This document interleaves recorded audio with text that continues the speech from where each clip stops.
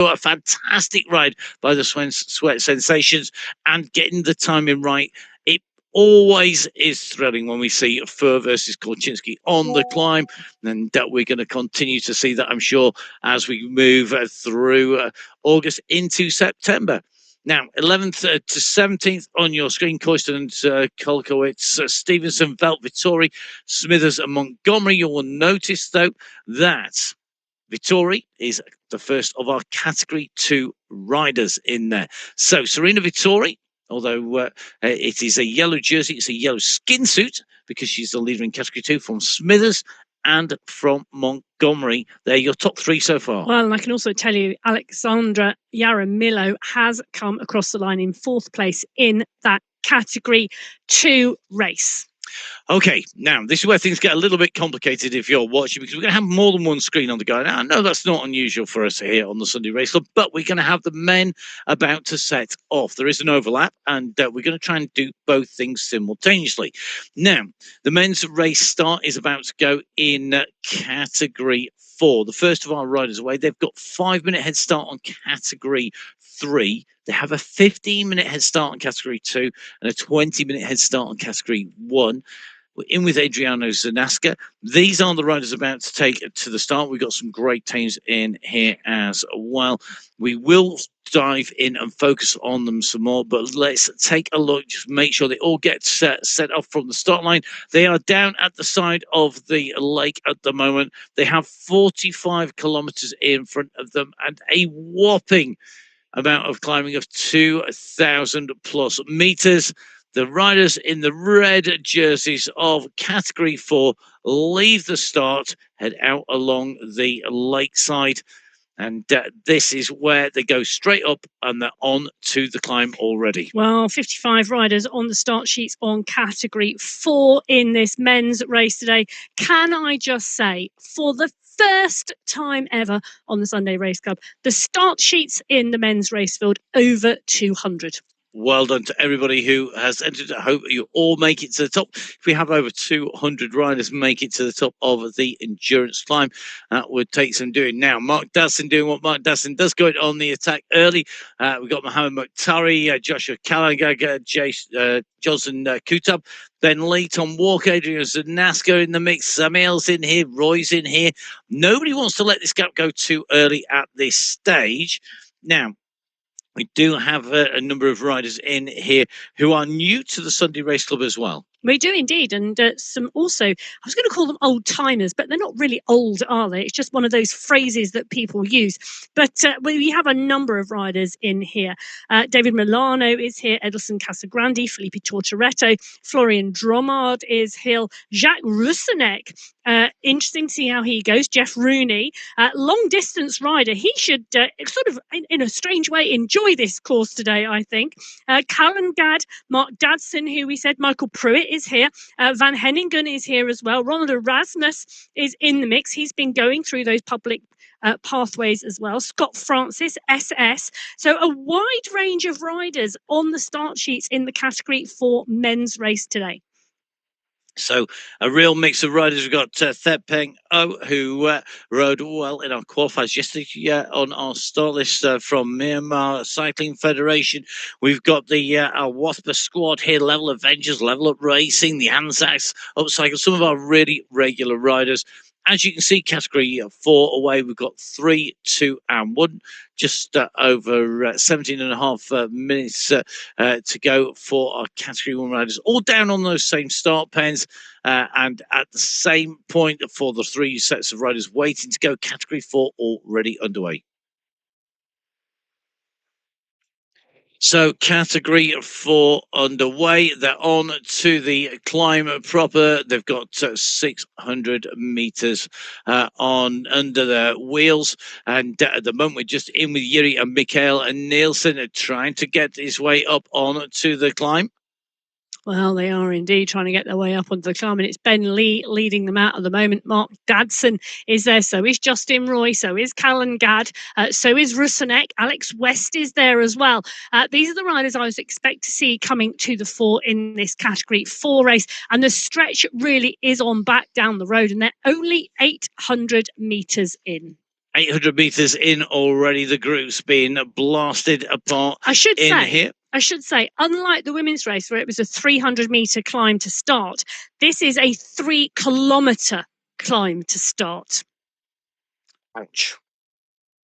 Yes, ouch. Very much ouch. There's hardly any flat, and then you hit this. Really, the gradient just comes straight in. Yes. It's the easiest way to think of it. And unlike the women's race where there were 5 climbs, in the men's race there are 7. So extra climbs, extra distance, extra height to be gained in our race. It feels Ben Lee leading out category 4 at the moment. 1 kilometer into the route. The chase is on the way through. We're keeping an eye on all of our runners on the way through in the men's and the women's racing. We're going to try and cover as much as we can. Multiple screens, multiple race fields with the overlapping races because of the terrain chosen today. The endurance climb for the very first time on the MyWhoosh Sunday Race Club. We're about to set off our category 3 riders. Your riders from draft in Niall Beatty and Wayne Smythe. Beatty qualifying for the World Championships yesterday, doing a great ride. You got Smythe in their level races. We've got Kirk Allport, Peterson, Hagelin. Look, Allport booking his place for the Australia squad. We've got Ramirez, Cardona. We've got Elos and Pino, all of X-Pro on the start line in the category 3. And it's a huge race field. So category 4 was 55 riders, category 3, 53 riders. Time to go racing in category 3 on qualifier 2 on the MyWhoosh Sunday Race Club. Carlos Ramirez, the rider that we are in with, kicking off from the start. Watch that heart rate start to go up and flying. We're away with our category 3 riders. So they are up and away. We are going to give you a quick recap of where the riders were in the men's race with our rewind coming your direction.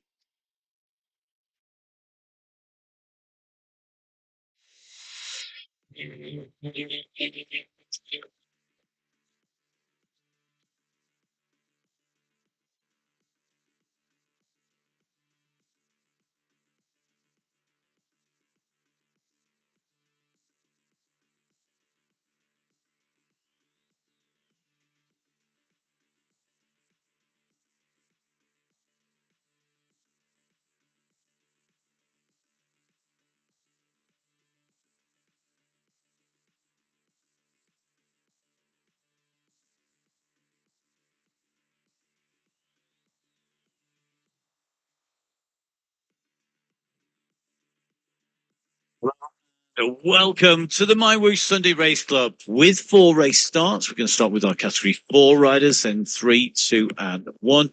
Our riders lined up in yellow. That is our category 1 riders. In green, our category 2. In blue, category 3. And category 4 in red. No snoozing at the back of the pack. Please pay attention, class. It's time to head out. Your lesson for today is how to conserve energy on the first part of the race route and how to expend it wisely on the second part of the race route. One man who amplifies that mission is SS. One rider has set off, and a bit like Usain Bolt out of the blocks here, or maybe Chris Hoy on a kilo. Wow. Absolutely flying is what Panizza is doing. Those 3 riders, Pierce Simmons, Alcase and Broom, have now got 30 seconds on the chasing group. That's a phenomenal gap. If they're going to see him coming up behind, they'll know that the chase rider is now 18 seconds. Will they do anything about that prior to the climb? We will find out. You can see the damage that's done. The gap has come down at the moment to the riders in front, but the chasing group, I'm not sure. Look at what is happening. Is it one group, or is this a multitude of 2s and 3s? This is just kind of a pack behind. It's Van Elst who's got the polka dot skin suit in category 1. They are closing in on category 2, who are closing in on category 3, who are closing in on category 4. However, it's all coming together. In categories 3 and 4 are 2 polka dot skin suit wearers and holders at the moment. So the fastest riders on the first climb are also the fastest riders on the second climb at the moment.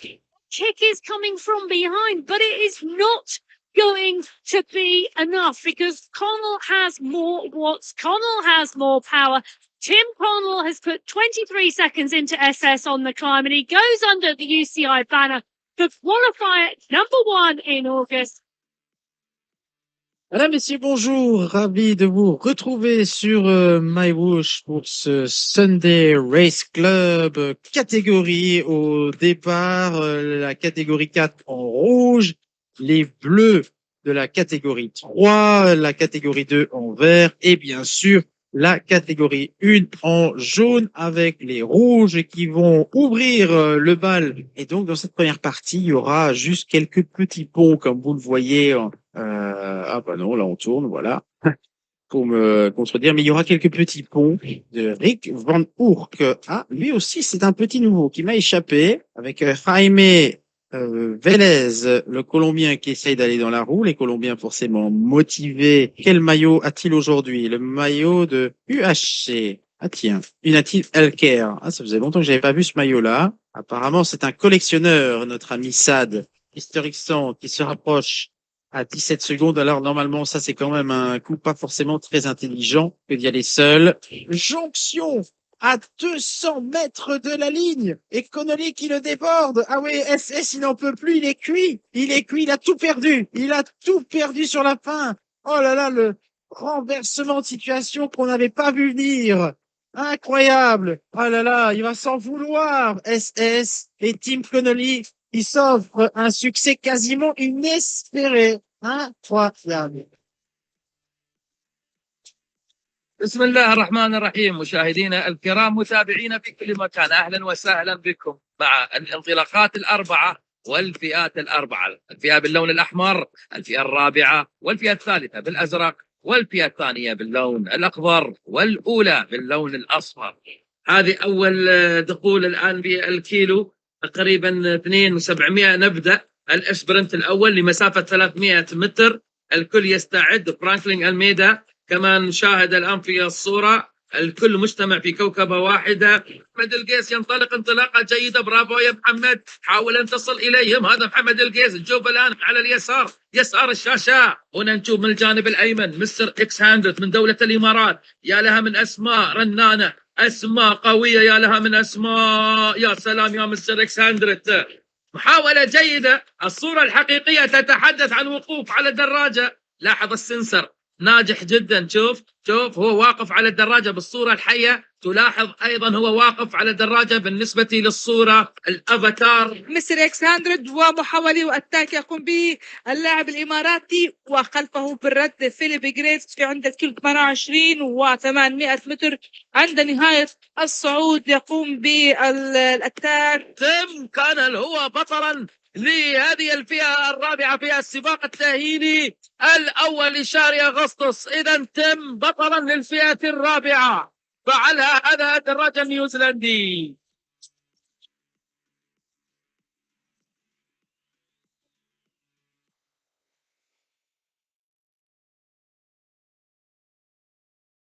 Hello and welcome back. If you were with us earlier on, hello and welcome if you're just joining us for the men's race here.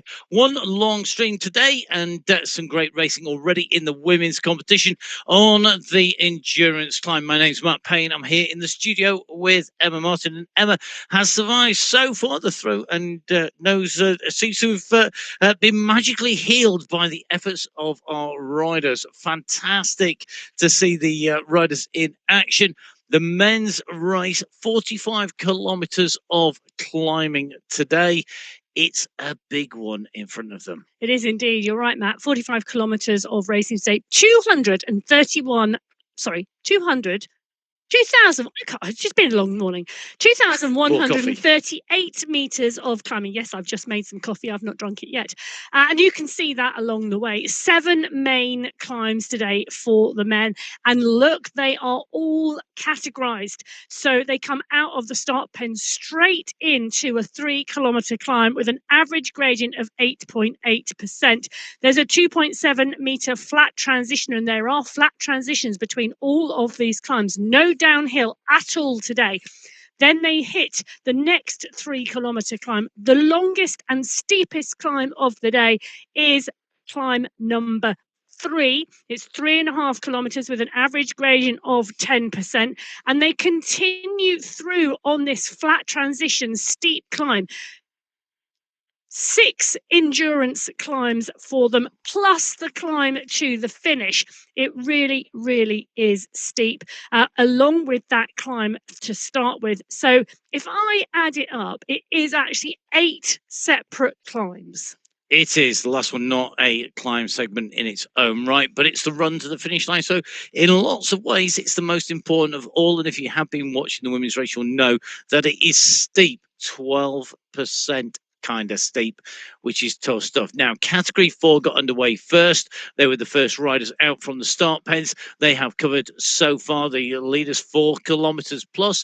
It's 2.5 kilometers covered for category 3, 2 and 1. Well, those categories are in the start pens, and we're into the last minute before category 2 are away. They have a 5-minute head start on category 1. All the riders starting on the same start line, finishing at the same finishing line. Category 2 will be the next riders on to the race route itself. The teams in here, strong representation by the Al Wathba QTR Pro squad with people like Al Hakta, Sultan, Nuki, and Al Case in there. We're going to see how the riders go on from that team. The Beast Mode squad level, NSA Racing, Eric Rimborg in there, man who's qualified for the Worlds. MyWhoosh Werewolves with Thiem Grace, Walter and Coyston up against the UAE Clan team, Mr. X100 and Pablo Popovic. The UAE Falcons with Al Tanashi and Zed Hamden. Will they be able to get the watts up like Musen, Kowalski and Clays? Well, they're away and racing and straight into the climb. Well, you're right, straight into the climb, and the climb goes up for 3 kilometers. So the first 3 kilometers of this race are uphill. Before the riders hit a flat section, they need to be well warmed up. So well warmed up is what they need to be before they get out of that start pen, because this is the start of the race, and the only way is up today. Oh, if you follow Emma on social media at biking_Emma, you will know that the Yaz and the Plastic Population tune, The Only Way Is Up, was on there. We can't play it on the show because of rights restrictions on YouTube. However, if we could, it would be very appropriate. It is the music recommendation of the day. I've already made a book recommendation. So that's the music recommendation, but Emma has zero taste in music, so don't follow her. Eric Rimborg, I'm sure, who's got good taste in music, certainly does good sound on his reels. Give him a follow on social media. He is here and racing. He is away. And on the course in category 2 for the level race in the NSA squad, he's in a big pack for here. And this is our biggest race field, isn't it, on the start list? It is indeed. 60 riders on the start sheets today in category 2. And whilst I'm still aghast from your previous comment, there are a wide range of riders looking really, really strong today. So you've been through some of the team riders, Matt, and I think we're going to see some of them in here when we get towards that finish line. But Heaney is here, Downey is here, Cam Winfield is on the start sheets today. Oh, that could be a rider to watch. I'd love to see him in the mix here today. David Darn is here, Ivo Sur, James Harvey, James Krasnich, John Brune, Jonas Bjarhead. It could be a course for Jonas Bjarhead. That would be really good. Khan Kayan, Mendakowicz has moved up here, so he's always really strong. Mark Gates is in the mix as well. Kalman, Von Haren, Simmons, Kirchner, Peter Millerstick. That could be a name to watch out for. Ross Fawcett, we saw him in the room with Rebecca Johnson. Carradine, Hoyas as well. There could be some category 2 for me in the men's race. Always for me is one of the strongest fields. And in terms of that, I mean, with the most depth in it, in terms of packed riders, and we see sprints in category 2 where we think there should not be sprints. Well, at the moment, they're sprinting for the front on the climb with Cam Winfield on the attack here. He's got David Dunn for company, along with James Harvey, Krasnich, Bjarhead, Grays all in the mix. Milostic not too far out of this. There's a number of riders, though, here who although they're down on the start sheets, may will not take to the start, quite simply because they have been racing the world's qualification. Now, Olivier Simmons, one of those riders, he is a very, very strong. He's shown his strength and did that with great aplomb in the world's qualifiers. Will he be able to make it count today? Number of people who were racing yesterday, people like Matthias Van Heer. I mean, he's in there. We've got Karkayan. This is going to be a really interesting race. Now, the category 4 away, 3 away, and 2. We have category 1. So they're going to be following on. So you see our teams in category 2, the Al-Wathba QTR Pro Team, Level Up Racing, the Anzacs, and Upcycled. We have teams in category 1 as well.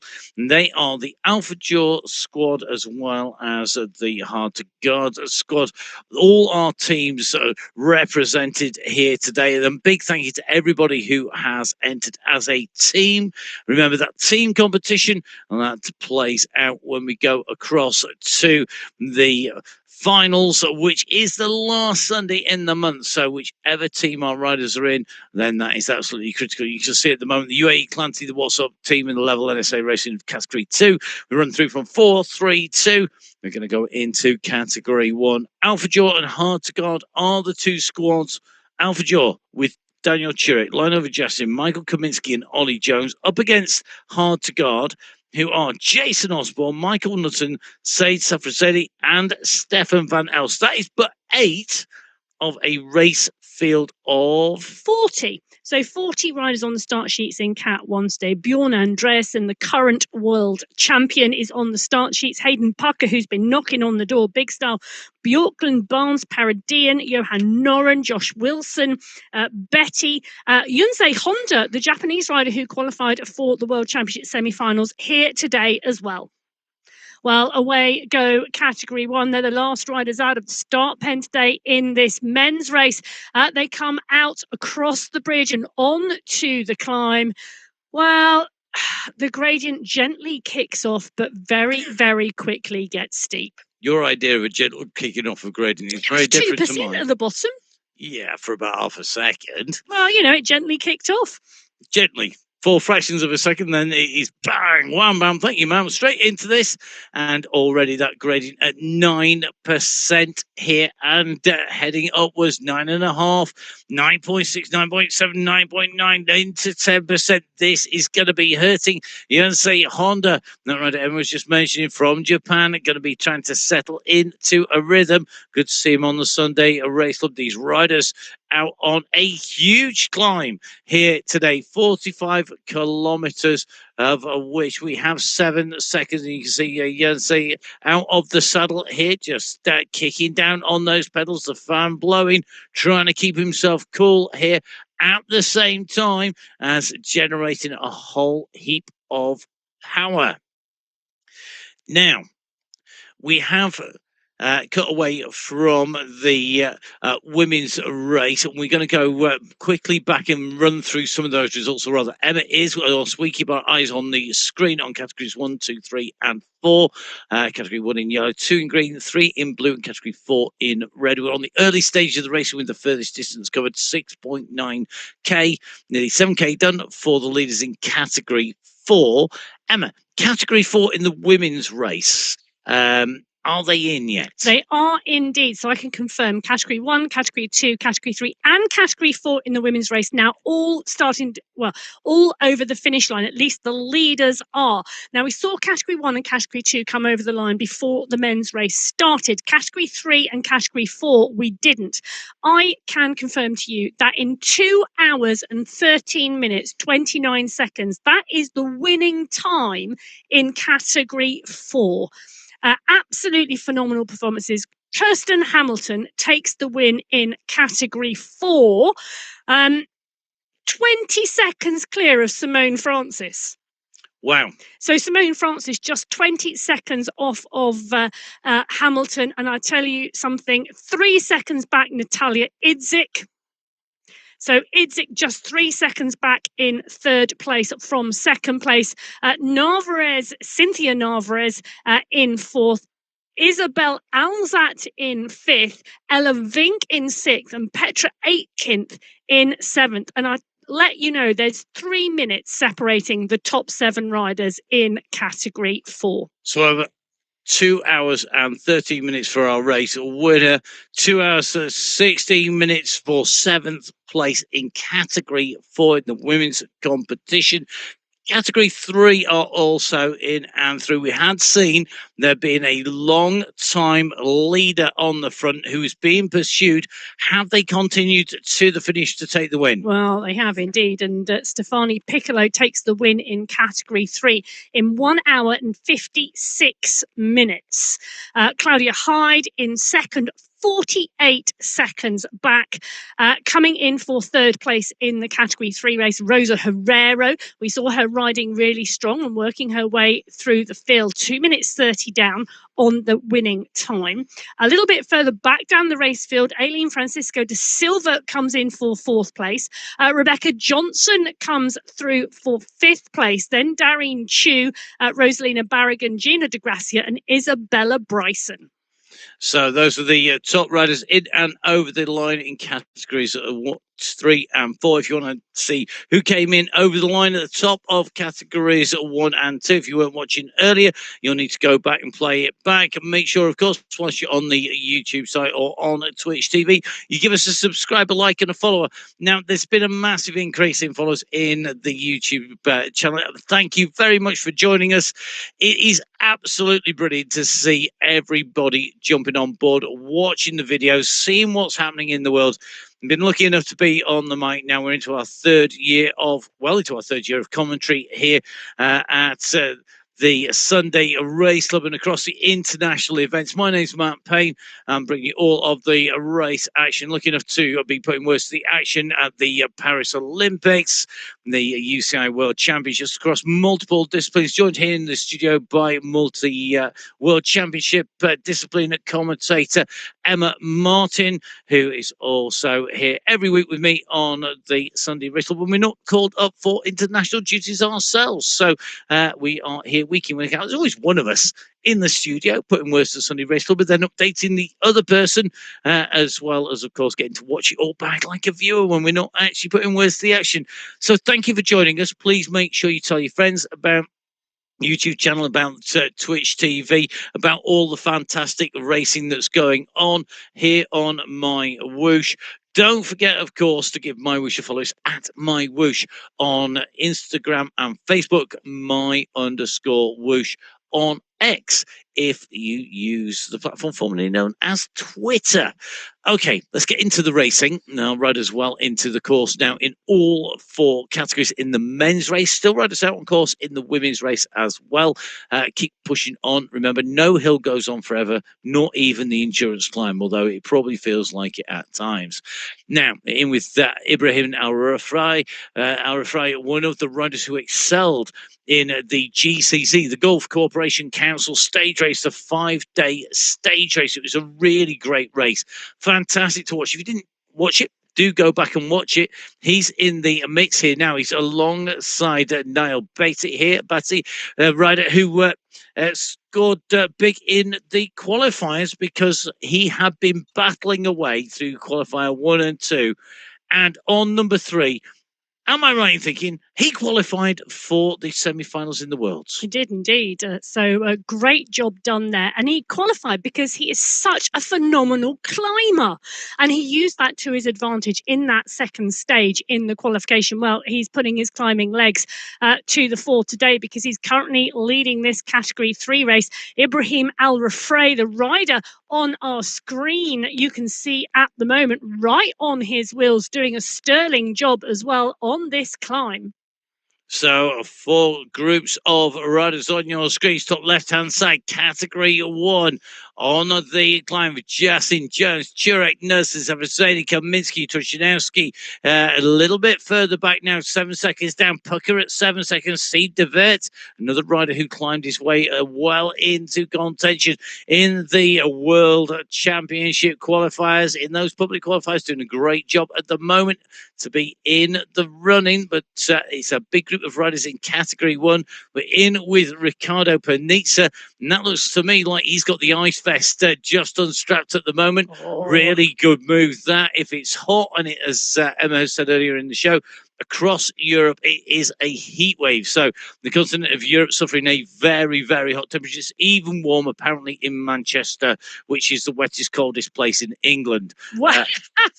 I might be slightly biased because they are our traditional rivals from Yorkshire. Our other wet, cold places are available in the UK. Well, Ricardo Panizza is definitely riding well at the moment and using everything to the best of his ability to compete on this course today in the conditions that he's been given. And take a look at the stretch on that Category 1 pack already. Stefan van Elst right at the front of this group. And I tell you, Van Elst has been racing really, really strongly over the last few weeks, and he's been rewarded by some great performances. He was second last week on the Paso Alto. He was third the week before in the final in California. You know, he really is going well at the moment. So Vujasin, Van Elst, the two riders up front here, Kaminsky, Osborne, Knudsen, Panizza, Turek, Jones are all in this group. Now, Trojanowski is 13 seconds back. So that is the leading group in Category 1 already fractured on this course in Category 1. Category 2 is doing very much the same with groups distance down the hillside. Our leaders, though, are on the way. They're at 5.8k, and that means that they are now making the way through the banner and on to the next part. This is the next of our endurance climb segments. This is endurance climb segment number 1 as they come in here. A big old climb coming up, and you can see this is going to be a kicker. Now, the riders in Category 4 went through in 13 minutes, 14 seconds through the first of our segments. The riders in the second of our categories to hit that climb at Category 3, making the way up. Category 2 now onto the base of this. At the moment, the leaders on the road, well, it is going to be Henrik van der Zandt, who is leading out. He's at 9.1k. He has got a fractional gap, 1 second on SS. SS, this course should suit him. It is a big ascent. It's a long climb, and we know he goes well when it goes uphill. De Lutz, Almeida, Roy, Rusinek all chasing at the moment. Meanwhile, now Beatty at the moment is already reached Simon Cox, Cox MC as he was on the race on the World's qualifiers, and at the moment Beatty already in the mix, but Alra Frey is holding the youngster Beatty at the moment, so that's going to be interesting to see how they get on as they continue to push on the way up the climb. Well, they are indeed, and really working strongly at the moment. So the riders here, we're watching Beatty on the screen. He's at the bottom left-hand corner of our screen. He's on the right-hand side as well. Alra Frey still with him at the moment and working hard. Well, Alra Frey and Beatty, the two riders in this Category 3 group. I tell you what, it's not really a group, is it? Because they've pushed on. So Category 3 started 5 minutes behind Category 4, and they have already worked their way up into the top 10 riders. So now Beatty making his way up the course here with Alra Frey. Emma already into the top 10. I know, it's amazing, isn't it? 8k in, it's 45k. They are rocketing up here. I mean, I know you and I, when we got the news that this was coming up for the Sunday Race Club, and we were going to have the endurance climb on the men's and the women's races, we went, oh my goodness, that is brutal. Particularly given that the World Championship qualifiers, which affect some of the riders, the public qualifiers, are short, sharp climbs. I mean, nothing's long there. You know, we're talking minimal distances. To then throw in this massive climb really, really is harsh. However, the riders have stepped up and some, and they are flying their way up through the race fields in categories 4, 3, and category 2. They're not far off at the moment. They're at 6.6k. If we thought the leading groups were big in categories 4 and 3, That's nothing as compared with the massive, massive road train that is making its way up in Category 2. Darn again, really pushing at the front with Simmons, with Krasnich, Kayan in there, but Kayan, Phil Graves, Christoph Thien, Colin Kayan in the mix, Cam Winfield, Jonas Bjarhead, Peter Milostic, Mr. X100, David Kowalski. Could go on for a long time here because it's a massive group. It is indeed, and some really, really strong riders continuing to put in some strong performances. And we saw such strong performances in the women's race earlier on. I think it's going to be matched today because over the top of Endurance Climb 1 are our riders in Category 3 and in Category 4, chasing on the climb, well, into the bottom of this climb at 5.8 kilometres are the Category 1 racers. And Vujasin, Jones, Osborne, Knudsen, Van Elst, Turek and Kaminsky. Safrazadi as well is in this group. It's a good, strong bunch of Category 1 leaders. And you know what? It's not far back, Matt, to that second chase group. It's not far back at all to that second chase group. You could see this coming back together, definitely, as they come in to the climbs and then expanding as they go over the top, coming together and expanding once again. So at the moment, Ollie Jones sat pedaling a really nice, smooth rhythm going up here and looking very, very strong indeed. It is looking strong and the group is looking strong. And Ollie Jones, you can see on our screen at the moment with the fan blaring, looking strong too. Part and parcel of that leading group. So Vujasin, Van Elst, Osborne, Jones, Knudsen, Kaminsky, Turek, Pucker there as well. There's a big question if we could just scroll down, but I think he is because Safrazadi is in the mix. Look at that. The gap is back 13 seconds to the chase group. It's absolutely crazy. We've got such a big group already on the front pushing, and yet there's a good group coming behind as well.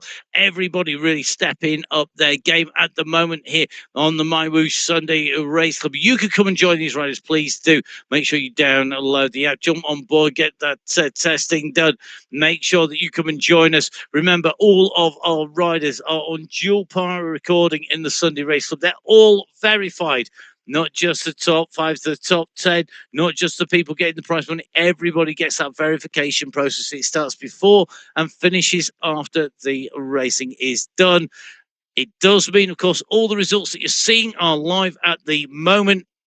The class leading verification that includes that power passport applies to all our riders on the Sunday Race Club, ensuring that we know that the right riders are in there. We have seen riders removed previously and people annulled or disqualified as need be, because it is a real process that takes place, and it's there to make sure everybody is riding fairly and there's some fair competition. The dynamic categories ensure that we have great racing between each of our riders, and there's always somebody in and around.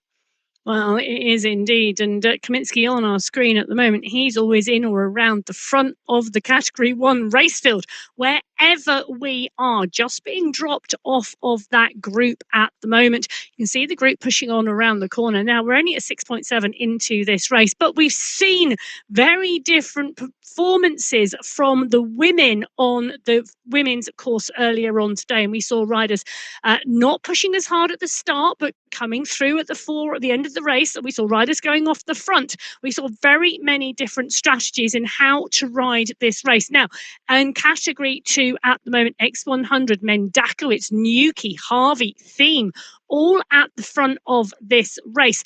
They are working their way up the climb. They're probably about midpoint at 7.7 kilometres on this climb. And it's a big leading group in Category 2. Now, I, for one, would have expected this because, as we said at the beginning of this start of Category 2 riders, the strength and depth in this race field really does lead us to big packs on the road. It does indeed. We've already got the Category 3 leaders and the Category 4 leaders over the top of this segment. Endurance Climb number 1 on the men's race now, battling with the fastest time from Al Rafray. Then Ramirez, Galuska, Kansara, the top 5 in Category 3. In terms of Category 4, well, they are definitely slower, but they are mixed in and throughout the Category 3 pack. Category 2 are on the way up. They will have to go until the 8.7 kilometer marker to hit that point where they trigger the sensors, and we then know that they have completed that segment. They're in front. The leaders at the moment are Mr. X100 Olivier Simmons, along with Ivan Nuki, Frederick Gombert, and Cam Winfield, Now, making the way up there. We've got Ivan Nuki on our screen at the moment. He's climbing really, really well. Gombert went really well in one of the public qualifiers as well. Great to see Cam Winfield back in the mix, the young rider who rode and raced a lot on the MyWhoosh Sunday Race Club, then went over to Italy to be part and parcel of a road team. He's ridden his races over there and completed his stretch of racing, and now come back. And great to see him back on the Sunday Race Club with those race miles in his legs. And they should help. They should. It depends on the travelling and how he has reacclimatized back, but should help. But this, it's such a great race field here. In front, you can see left-hand side of your screen for you to MyWhoosh and the user interface. The riders can see essentially almost exactly the same that you're seeing now, but without the Sunday Race Club Qualifier Race 2 title on the left-hand side. So you've got the radar view, which gives the riders their position on the course and who is around them. Each disc representing a rider. So red is Category 4, green Category 2, blue Category 3, yellow Category 1. The riders making the way up this climbing segment. You can see that the riders have a right-hand turn coming up. Then they've got to come round the right, a slight left, then another right to take them up to the banner.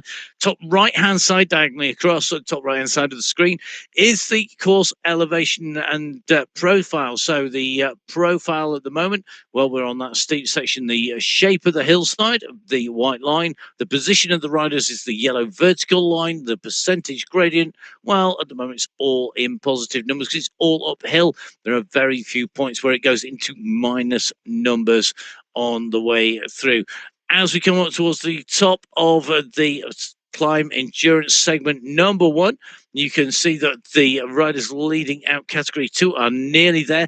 The riders leading Category 1, well, at the moment, they are just in front of Hayden Pucker, but the big pack action happening here in Category 2 with Mr. X100 storming his way up here with Olivier Simmons. These two, if you had two riders, two breakaway riders, pick two breakaway riders in Category 2, Olivier Simmons and Mr. X100 would definitely be in that sort of pack of top trumps. They would indeed. They really would. And it's a dangerous group as we move through this race. But it's not a big gap at the moment. Why Simmons talks to X100 and say, come on, we need to work. We need to work. Take your turn. But he can't. Well, I say that, but wow, he's just kicked to rise to the challenge to get back onto Simmons' wheel. He loves to take a challenge, does X100, and Olivier Simmons has given him that challenge. Right, you get back up here and you work with me. We work together to try and go away from the group. Right, that signal comes again. Come on, it's your turn. X100 trying to come through to work with Simmons. The gap now at 4 seconds. If these two work together, they have to work together if they want to go past. They're on the flat section at the moment between Endurance Climb 1 and Endurance Climb 2. Endurance Climb 2, ironically, is the third climb on the course today. Look, even in real life, Olivier Simmons is putting that through and off signal up. We are going to work together and we are going to push on. Now, Endurance Climb 2 is the longest and the steepest climb on this course today. They are running into at 12 kilometers, so they're still some way off. It's a 3.5 kilometer climb. An average gradient of 10.2%. It really, really is steep. And, well, you know what, Matt? We were talking about climbs out in the real world. Okay.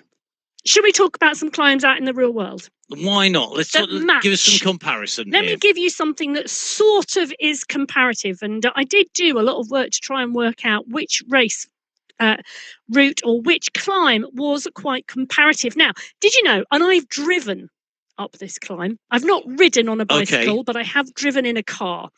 So in Colorado, yes, Pikes Peak. Oh, legendary Pikes Peak. Only open to cyclists on the 1st of January 2013 because it had to be tarmacked at the top. And Okay.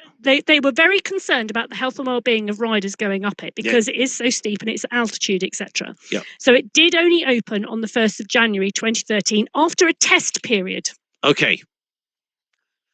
We will come back to this because Over the Top of Endurance Climb 1 has gone.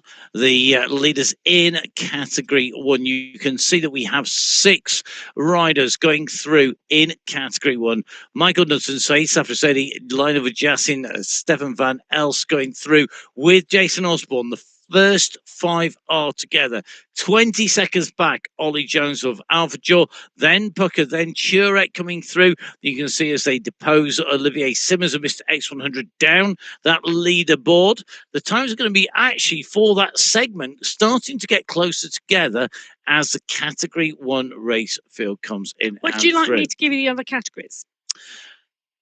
You can if you wish. Okay, so Category 2, Simmons X100, Kayan, Muzum, Theme, Biarhead, setting the fastest times in Category 2. In Category 3, it's Batty, Al Rafray, Ramirez, Galuska, and Kansara.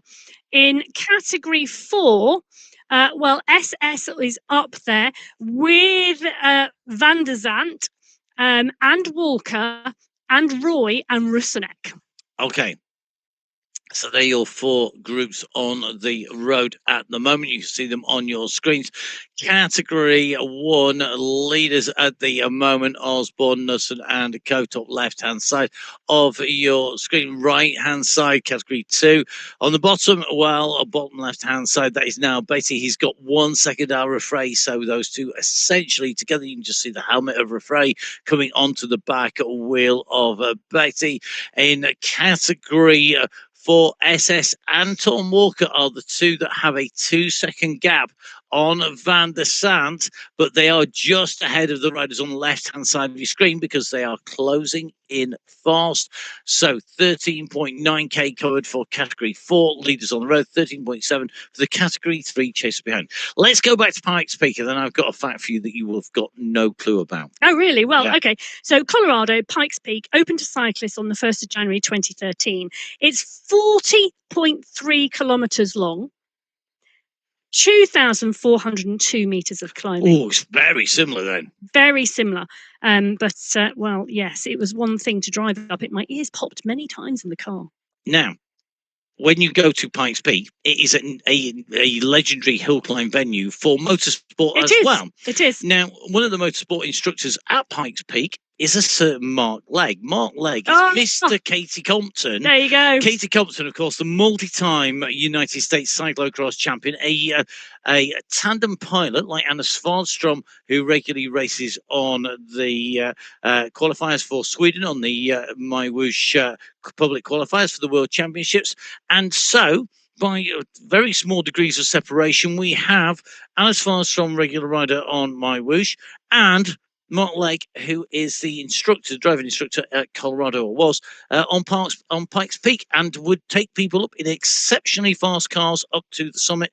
And it's where they have a hill climb car race every year, as well as having people riding up as well. And in fact, that hill climb has been going for a long, long time. Decades and decades and decades. Yep. Absolutely fantastic. There you go. We talked about Googling the climb in Colombia earlier on in the women's race. Go have a look at Pikes Peak, and Mark Legg, an instructor there. Emma going up in a car. I wonder whether your driver was Mark Legg. Would you have known? No, it wasn't. It wasn't. Okay, there you go.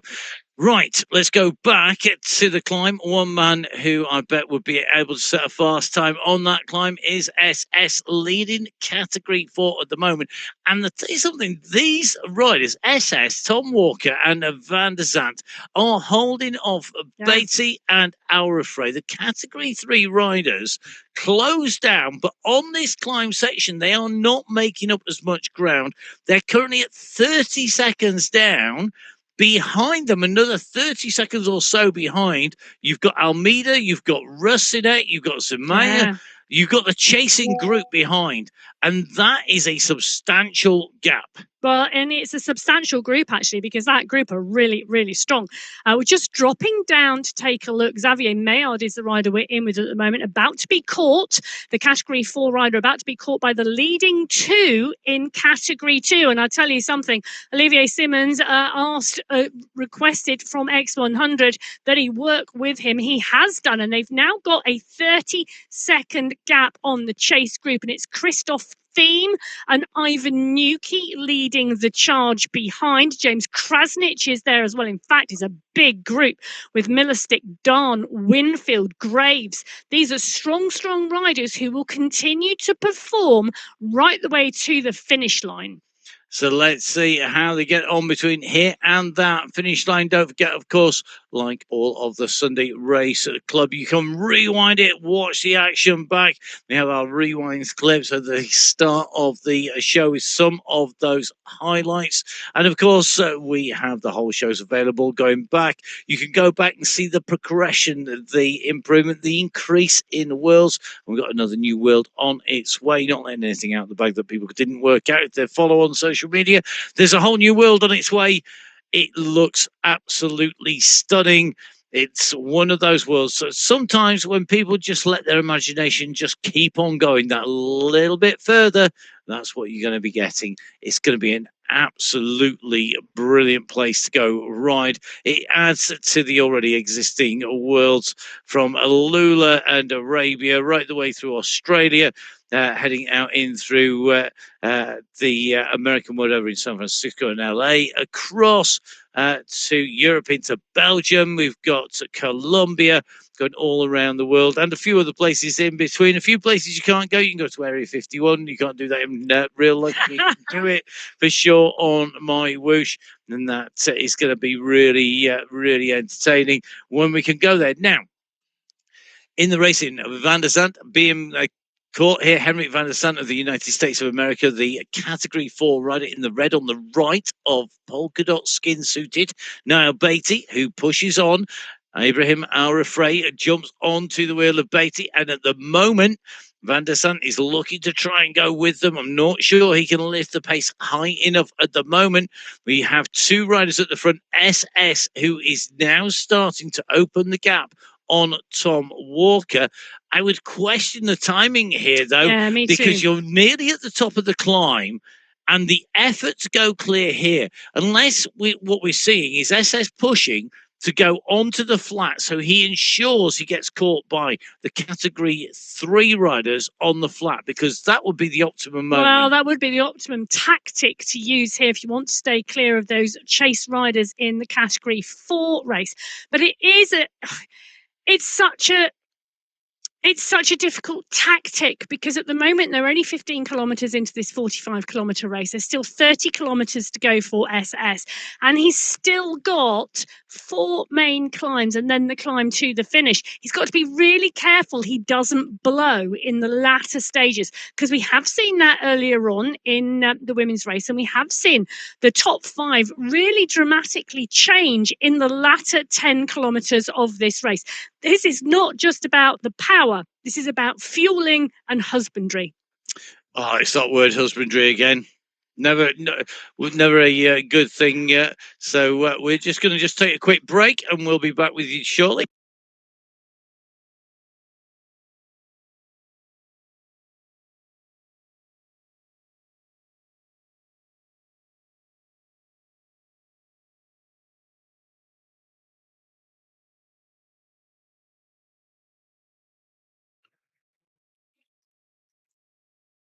So great to see the race action unfolding in front of us. We're just taking a quick break for some drinks and supplies. Emma's fueled up on mojito squash, non-alcoholic, of course, whereas I've just sadly finished the coffee, which might mean that you're going to get Emma for a little while whilst I go get another one, but can't pull myself away from the action, because at the moment, SS going up underneath the banner has got the gap on the riders behind. It's 18 seconds back to Walker. Walker is trying to hold on desperately here to Riffray and Beatty, who could pull him across here. And this is a very real struggle here, because if Walker can hold on to them and use the draft, he will come back to SS. If he can't hold it, he's going to find himself 18 seconds adrift. You can see the effort he's making. He's got back on again here, so he's had to go into the red zone there. Van der Sant is not going to be in this train. He is 18 seconds down the road, and that now 20 seconds down the road, in fact, and counting. Wow. And now this means that Walker can try and catch a lift and catch up to SS. And I'll tell you something, he's not just catching a lift, he's doing a lot of the work here. Well, the interesting thing is SS is back right off the pace. He's dropping his heart rate dramatically and recovering from that climb. And I think he's seen what's going on behind. And I think he's probably registered that Walker has got into that group with Bassi and now Raffray. And I think he's probably resigned to the fact they are coming back to him. Well, a little bit further back down the climb at the moment, Ivan Nuki has done a performance, phenomenal performance, because Nuki has caught Simmons and X100. If you remember last time we were with this group, it was 32 seconds X100 and Simmons had clear of the chasers, and Nuki now caught back up. Coincident climbing well, so is Gombert and Millerstick. They are now at 15 seconds from the leading three in the Category 2 race. On the left-hand side of your screen, Michael Knudsen and Jason Osborne. Well, it is a duo climbing together. Vuyasin is there as well. They've just gone past Cam Winfield, Christoph Thiem. They've just gone past the chase group in the Category 2 race. They are absolutely flying. They're on fire today, and they are lighting up the road, up the climb at the moment. There's going to be flames of light all the way up, and look at the effort. I tell you something, Lionel Jesse doesn't normally look like he's working. He does now, and my goodness, that is because Osborne is tapping out a rhythm here that is going to be tough to follow. So is Safrazadi. They really want to open this gap up on the riders behind. Knudsen working hard, and you can see here Ivan Nuki, who has just done a ride of his own, absolutely flying up there. He's now getting the past, and he needs to jump on board if there's anything left. I have a question for you. Oh, go on. So when we race for an hour or a sub 1 hour on the Sunday Race Club, yes, we see phenomenal performances from esports specialists. Yeah. 2-minute efforts repeated regularly. Yep. Phenomenal performances. Jason Osborne races and rides out on the road. Yes. Saeed Safrazadi races and rides out on the road. Yep. Michael Knudsen, I know from his social media feed, rides a lot out on the roads in Switzerland. Is this course going to suit someone who races and rides outdoors regularly more than someone who trains and races indoors specifically? Only because of the type of terrain that we're on. It's very rare that you would rate anything that is 45k, which is essentially just uphill, or 15k uphill. You know, previously when we've used things like the Jebel Yace or the Jebel Hafit, any of the indoor rides tend to be shorter.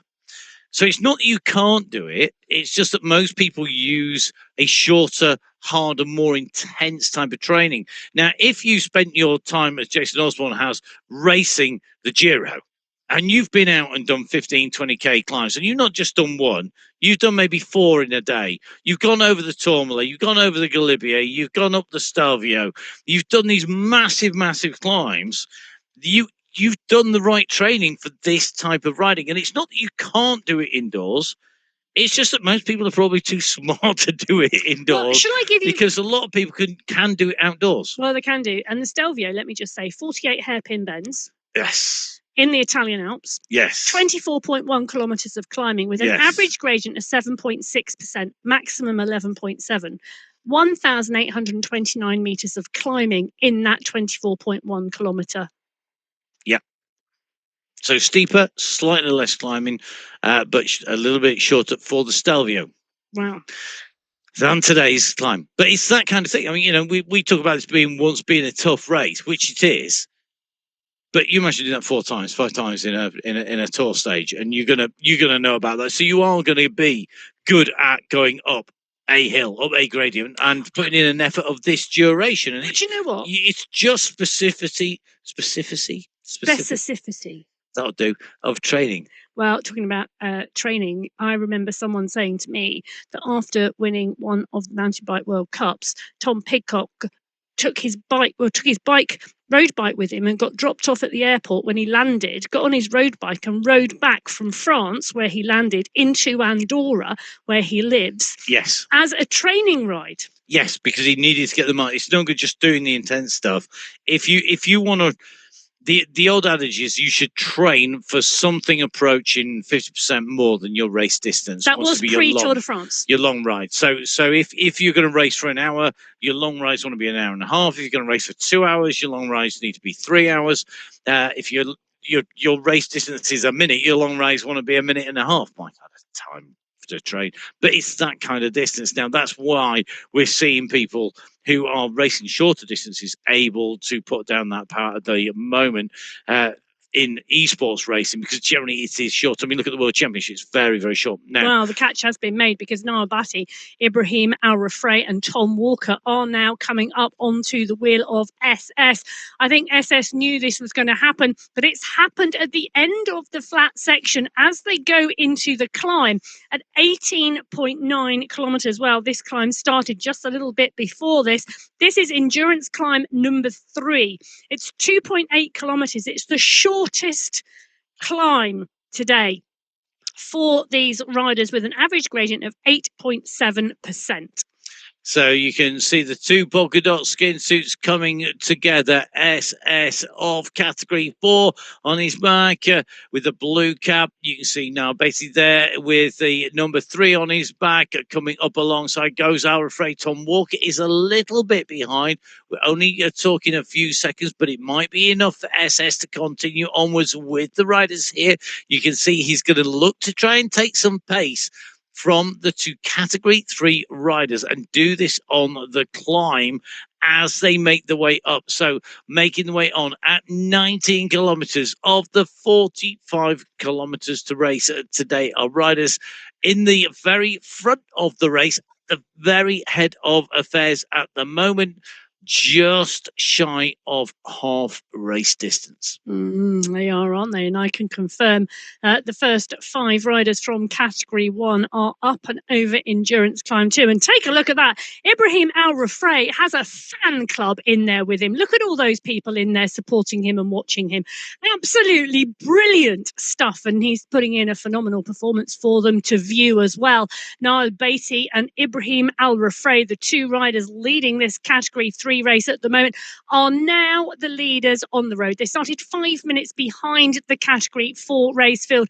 SS, Walker and Van der Zandt doing a phenomenal job. Jacques Russenek is in 4th place with Almeida in that race in category 4. But this is category 2, and Batty and Al-Rafray are riding strongly. Well, also riding strongly is Jason Osborne in category 1. He's got 20 seconds now on Michael Knudsen and Syed Safrazadi. Those 2 riders are the chase riders. Jason Osborne went over endurance climb 2, setting the fastest time. Knudsen in 2, Safrazadi in 3. Then chasing hard in category 1 is Vuyasin van Elst, Pucker and Jones. It's a big race going on already, and Osborne now has around 200 meters, if not 250 meters clear of Safrazadi and Knudsen. So let's see what happens as we move in towards that half race distant point. Jason Osborne with the gap, a man who's been racing on MyWhoosh for a long time. He was here 3 years ago and has continued onwards now. Just a little bit further back down the climb, just in with Raphael Amoureux, who is from France, currently sitting in 13th, 12th place overall. In this big pack of category 3 riders at the moment, in some good company. Yes. Here, Ramirez in there, East in there, Kansara, Spratt, Spratt, in fact, dropped Spratt, Nicholas Spratt just behind it, as is Kochkov. Well, So that's good climbing on it the way up is. here. But Amaro was 4th last week on the Paso Alto in category 3, showing us that he does climb and climb well. And the company that he's in at the moment really does highlight that. Now, Batty and Al Refreya down the road. And then we have, this is the chase group for 3rd place in that category 3 race. They're absolutely flying up here at the moment, and they are trying to get into the top 5 positions because this is the Sunday Race Club, and as part of MyWhoosh supporting the racing and making sure that people can treat it professionally, and that's true whether that is the production, whether it is the racing, whether it's our riders, then there are prizes for the top 5 riders in each of our race categories. So prize money at stake. Everybody wants to be in the top 5. Unfortunately, only 5 people are going to get into those positions. Jason Osborne leading in category 1, potentially with a hand on one of those prizes. He's going to be into our next climb section. He is at 18.6k, so it's going to be the banner that he's going in and through. So makes his way in underneath the banner here. And endurance climb number 3, 18.6k to 21.4, so 2.8k. It's a slightly shorter one, Emma. It is. It is a slightly shorter one. So endurance climb 3, just 2.8 kilometers. With an average gradient of 8.7%, she says very flippantly, because she sat in the studio and not on her bike pedaling. It is the shortest one out of all of the endurance climbs that our riders will tackle today. Coming after the longest and the hardest, so well timed and positioned in this race. 18.6 kilometers to 21.4k. This really is the transition into the latter half of this race. So let's see how it plays out as we go on to the climb behind. You can see that Vujasin and Stefan Van Elst are trying to chase down Said Safrazadi in category 1. They all want those prizes. Let's take a look at what is at stake for our riders here, because the prizes are big. Now, category 4. So those are the riders in the red jerseys. The top prize today, 2,160 AED. The price is the same across the women's and the men's race field. So if you saw this in the women's show, it's just a real reminder. If you're seeing it for the first time, well, yep, those are the numbers. AED, 2,160 for the win in category 4 today for the individuals, right down to 5th place, 432. The team classification only kicks in at the end of the month on the monthly finals. So whilst for category 3 the individual classification is still 3,600 today, when we get to the end of the month it will be 18,000 AED for the best team. Teams of 3 to count, 5 the maximum number of riders you're allowed in your team. Now we move up from 4 to 3 into 2. The prize money going up all the time. 6,000 AED for the win, down to 1,200 AED for 5th. 30,000 AED for the team prize in category 2 at the end of the month. And that's why it's so important for the teams to get that practice in, to get right in, to get absolutely dialed exactly what they're going to do when it comes in. And as you'd expect, that's very important when you're in category 1, because we have 2,000 AED for 5th, 4,000 AED for 4th, 6,000 AED for 3rd, 8,000 AED for 2nd, and 10,000 AED for top spot individually today. That's a huge sum. We have 5,000 AED for the 5th team, right up to 50,000 AED for 1st in that team competition. Great spending money to spend on goodies for your bike. Well, is there anything better than spending your money on other than bits for your bike? Let's face it, it's certainly the most fun. Now, you might not have a bike shop that takes AED near where you are. However, Emma, by the power of probably Google or some similar translation, will be able to turn your 10,000 AED into In honour of Jason Osborne, we are having Euros for 10,000 Okay. AED.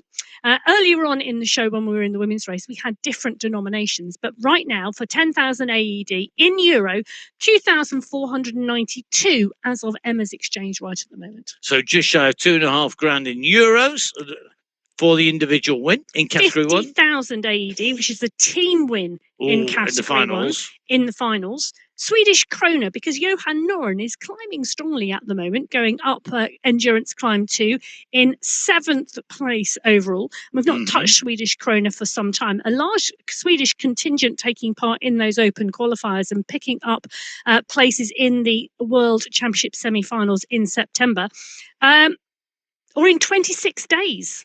As someone reminded me this morning, 28,644 Swedish krona equals 50,000 AED. Wow. Absolutely substantial sums. Make sure you're in it to win it. You need to get your power passport done. What's that, I hear you ask? What's a power passport? It's really simple. It is the thing that proves not your date of birth and, you know, where you were born. It proves what power you can produce. Now, it isn't as numb as a straight FTP test, which basically just tests you on being able to do an FTP test on one metric. It takes a number of metrics, and it enables the team to compare your power to everybody else's and to what you've done previously. So some reference points, some data in there. The team here using the data that's taken on the platform that's being ridden. Riders also, of course, can be asked to go into test. We saw a line of Justin and Michael Kaminsky amongst others down on the start line. Now, Our Frey has blown. He's got issues. Our Frey, I think, has got an issue there. He's gone out of the race lead just as Jason Osborne came up to him. I think Our Frey has got a problem. He's just got back onto the bike and kicking out some more watts. So issues for Our Frey. And he is now going to have to kick out a absolutely class leading performance to come back up. He's dropped right out of contention up at the top here. Oh, look, I think he's got cramp or something is going on. Yeah, I think there's definitely technical issues there with Our Frey as he goes in through. So hopefully he'll be back on the bike as soon as possible. Meanwhile, Niall Beatty up at the front of the race has company from SS, the two polka dot skin suits together. It is a duo of polka dot skin suits making the way up the climb. The fastest climber in the category 3 and the fastest climber in category 4 currently together on the flat section. Now, Osborne quickly making his way past category 4 chasers at the moment. He's just gone past Emil Rusinek and Almeida. He's got in front. The speed of which he's making the top 10. He's absolutely flying at the moment. In front is Nicholas Hagland of Sweden, then Nicole Kansara. I think Angarita Ray's in front of Spratt too. They're not that far, and look at the pace he's carrying. He's going up here at 20 kilometers an hour. This is a 10% climb. He's 21 kilometers into racing. And Nicholas Hagland is a fast rider in his own right, but he's about to see Jason Osborne coming up behind. Nicholas, don't try and hold on to his wheel, mate. Do you think Jason Osborne, mad? Do you think when Jason Osborne opened the events page and saw that it was this climb, he went, absolutely yes, that one is for me? Yeah, I don't think anything would have stopped him riding today. Now, Nicholas Hagland can see Osborne go past. The Category 3 rider just being passed by the Category 1 rider. But Hagland doing a great ride here in Category 3. But he's not as fast as our race leader in Category 1, who now is heading up to the front of the race. He's heading up to the right-hand turn at the end of this segment, and he is currently working his way up towards the top of the racing. He's in 12th place at the moment. There are 11 riders in front, but watch this space because that is going to change very quickly indeed. Do you know, Jason Osborne has indeed been the esports world champion previously. Yep. He's had a first, a second, and a third in that competition. You know, every single time he has raced the world championships, he's not finished outside the top 5. He's got to be on form and got to be flying for that to be his goal again this year. While he sets the fastest time on endurance climb at number 3, 7 minutes 54. And it shows you the category 1 riders just how quick they are. Sub 8 minutes. He's 2 minutes 20 faster than the fastest time in category 3. He is 2 minutes 29 faster than the fastest rider in category 4. And those are the fastest riders. He will be not just seconds, it's a proper full-on several minutes, if not half the time, of some of our riders. Some of the riders will be doing 15-minute segments here. Can I give you context? Go. So Jason Osborne, 7 minutes 54, fastest time Cat 1 men. When the women did this climb, the fastest time from the Cat 1 women was Kristen Kolczynski, 14 minutes 25. That is a phenomenal time by Jason Osborne. That's why he's leading category 1 up here. Kolczynski's time was fast. We're not going to tell you whether it was enough to win her the race. You'll have to go back and watch it. No spoilers. But it was a very quick time up that segment for her. But you look at the pace going up here. Now, Osborne putting 20 seconds nearly into Vujasin, 18.348. 36 seconds into Van Elst and Safrazadi. It's 36 seconds into Knudsen. Those riders behind know that they are in trouble at this stage in the race. Halfway up, we're nearly at half race distance, and he has got the gap. Yes, has he got enough? But the story so far of that climb is that Vujasin has caught Knudsen and Safrazadi. Yes. So Knudsen and Safrazadi were ahead of Vujasin, but Vujasin on that climb has caught them. So we now have a group of 3 riders. Stefan Van Elst is 20 seconds back. So 1 rider leading in category 1, Osborne, a chase group of 3, Safrazadi, Vujasin and Knudsen, and then Stefan Van Elst 20 seconds back. That is the story unfolding in category 1 at the moment at 22 kilometres into the race. This is category 2, and Ivan Newkey has done a phenomenal job. He's now and he goes down to Simmons and X100. Well, it's now a leading group because Bjarhead has joined him. I'm so pleased I called Bjarhead's course today. Elastic has caught him. He was another one on my list today. Theme is there as well. We've now got 1, 2, 3, 4, 5, 6, 7 riders in the leading group. Yeah, and that, for me, the key thing that we're finding here is that because the course is so long, I mean, the distance is the same. It's a standard Sunday Race Club distance, 45 kilometres. But because it is all either uphill or flat, there's enough time for riders to go hard, to rest, riders who've taken a steadier start and then doing faster splits later, coming in and catching them, people to recover partway on the ride, and that is definitely showing. Now, the rider that we've seen on the right-hand side of the screen, that's Jonas Bjarhead, right in the mix. But the man who is heading up towards the very front of the race is Jason Osborne. He's 5th on the road. He's got company at the moment, and I think just taking a little bit of a breather for the Category 3 riders around him. They're going to get a little bit of a lift in here. They're going to be trying to close down on the riders in front, but Osborne once again going to be driving on. The moment it hits that climb, expect to see him go. In fact, he's out of the saddle, kicking away now. He's going to be trying to come into this climb at speed. They're onto the heels of Walker and Van der Zandt. The only riders left in front are the leaders of Category 3 and 4, and that is now Beatty and SS. All 3 polka dot skin suits are the 1, 2, 3 on the road at the moment. SS, now Beatty, and Jason Osborne. In fact, they're only missing the Category 2 polka dot skin suit rider to be there. I think we should put this into context for our viewers. So, Category 4 started first today, 5 minutes before Category 3. Category 3 started 10 minutes before Category 2. And Category 1 started 5 minutes after Category 2. That means Jason Osborne started 20 minutes behind SS and 15 minutes behind Niall Batty. And within 24 kilometres of racing, he has caught them, and he is shortly about to be on their wheel. Well, That's the speed he's traveling. You can see the difference. They're both on basically 9% now. 21 kilometers an hour for Jason Osborne, 17 kilometers an hour for the race leaders on the road at the moment, and that means that he's closing at about 5 kilometers an hour speed at the moment. But watch this space, because the speed is absolutely phenomenal from Osborne. He has distanced the rest of the group. However, behind there are battles unfolding in categories 1, 2, 3, and 4.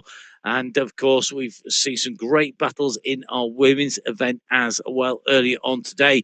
Great to see that unfold over there. 35k course. Here with the men, we are 25 kilometers in for Jason Osborne. He's got 20k to go. Well, still 20k to go, still a number of climbs to go. So in total, and I am going to count the final climb to the finish line, 8 climbs today on this course. 1, 2, 3, 4 complete, 4 to go.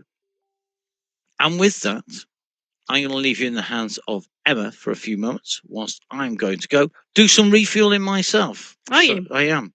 That's I'm absolutely fine debating by me. whether to have a protein energy bar. Oh, refueling properly in the I am. full speed event studio. I'm getting into it. Well, I'm not doing a gel. That would be crazy. Oh my goodness! Because a gel will 20. Would you need one of those? Well, 20 minutes. Once you start with the gel, you've kind of got to keep on going, and we've a long way to go to have gels. Real food in the studio, please. In that case, it might be a courgette bake. Well, there you go. There's probably not as much energy as an energy Other bar. bakes are available. I will be back shortly. Well, Saeed Zafrazadi absolutely doing the business here with Lionel Vujasin. As Matt leaves the studio for a short time, they're pushing on in front of Michael Knudsen, who's 5 seconds back. Now, this is endurance climb number 4 that these riders are tackling. They're 25 kilometers into this race, starting at 24.6 to 27.6. So 3 kilometers of climbing with an average gradient of 8.7%. This is now doing more damage to the group, but Zafrazadi and Vujasin are now moving clear of Knudsen, who've been part and parcel of the front trio of riders. Well, Stefan van Elst, who we said had been going really strongly over the last few weeks, also closing in on Knudsen from behind. So the category 1 race really starting to look interesting. We jump in with the category 3 race. Oh, this is interesting as well, because take a look at this group. We've got Henry Yeese on our screen at the moment. He's with Kansara, Kochkov, Spratt, Angarita Reyes, Galuska is there as well. Jason Osborne has gone past them, but the only category 3 rider in front of them is Niall Beatty. He is the rider up the road in P1. It's got around 2 minutes on them now. Beatty, an absolute class climber. That is his thing. But this group of strong riders are chasing. 1, 2, 3, 4, 5, 6 of them in the group. And I'll tell you something, the riders out the back of the group are pushing, because Rafael Amaro, who we saw earlier on, he's the rider 3 seconds down, really pushing and digging deep to get back on to this group, because this is where 2nd, 3rd, 4th and 5th are likely to come from. And Henry Yeese, the look of concentration on his face as he continues to tap on those pedals on this climb. 25.8 kilometers now complete. They're well over halfway.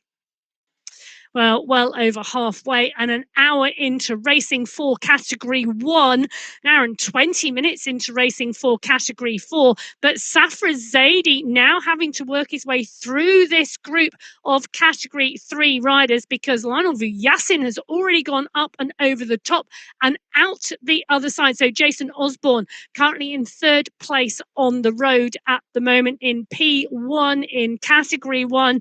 He's a minute and a half up the road, 500 meters of climbing.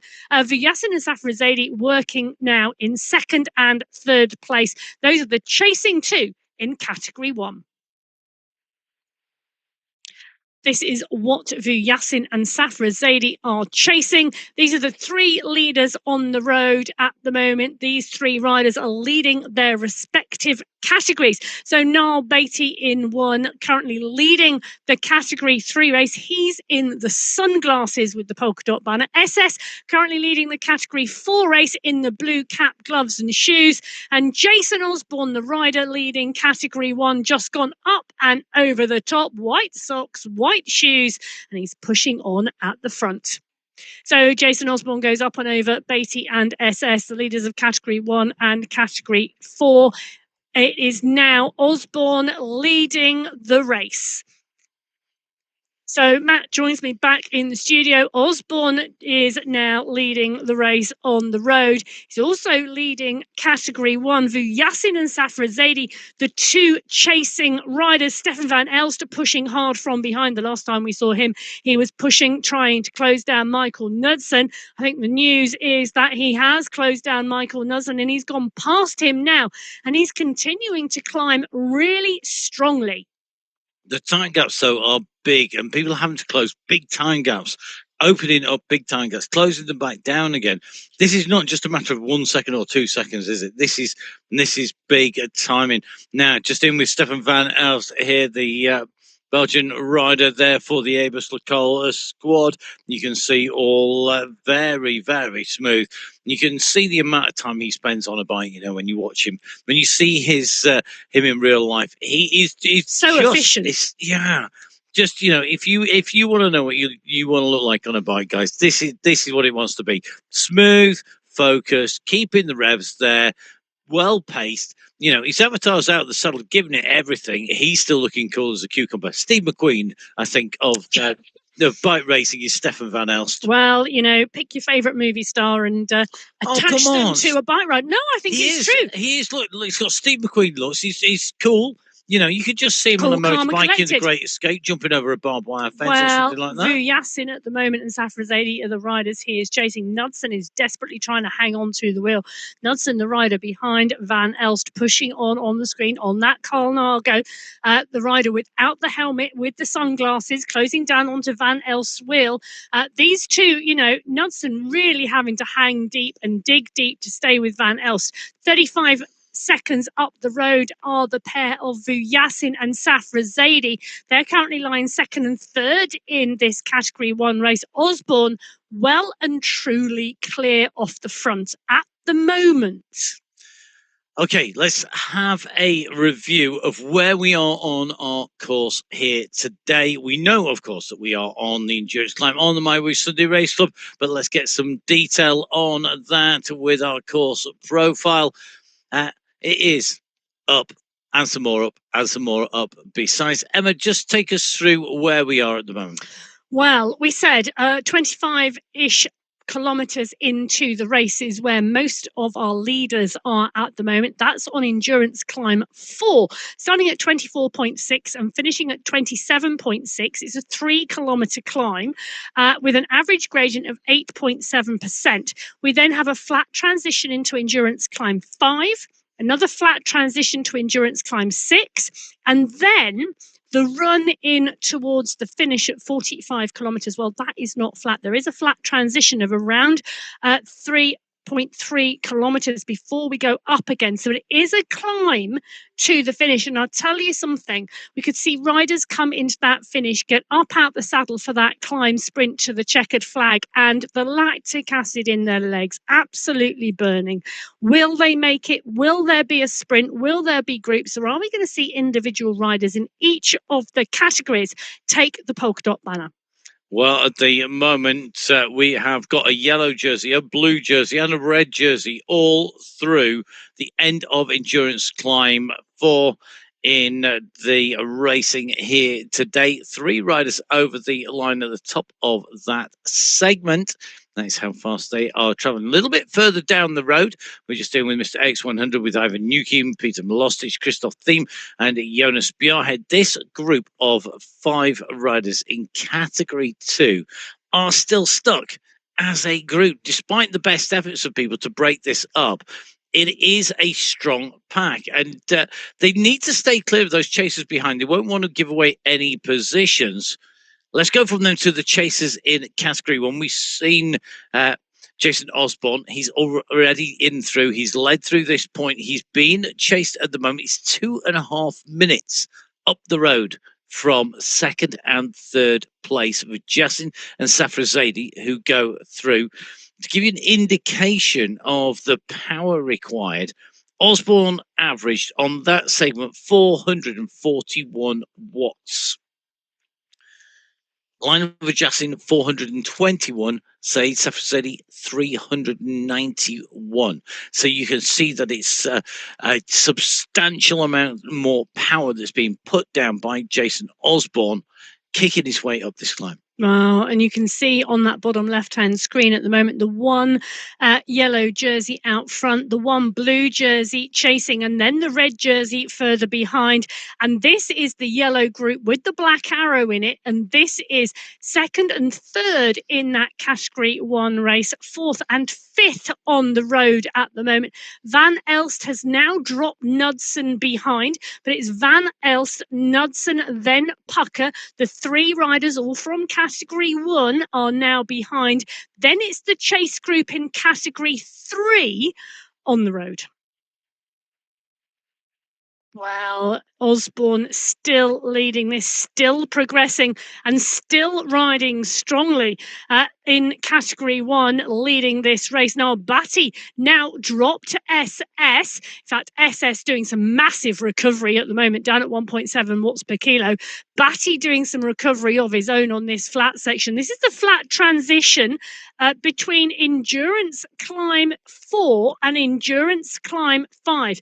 2 main climbs now left to go. And Endurance Climb 5 is the least steep of all the endurance climbs, 3 kilometers with an average gradient of 7.7%, and 7.7% as an average gradient is not steep, but it is the least steep of all the endurance climb sections. I'm glad you used the phrase leastly steep, least steep, because it's still hard. It's still harsh. That's not an easy climb by any stretch of the imagination. And because we see these riders coming up in these climbs, I mean, they are blocks of about 3K each of these climbing segments.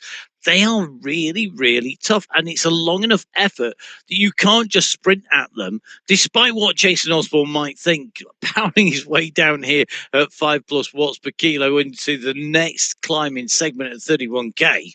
Yeah, well, let's just finish talking about this climbing segment, as in Endurance Climb 4, that they have just finished before Jason Osborne goes underneath that banner for Endurance Climb 5.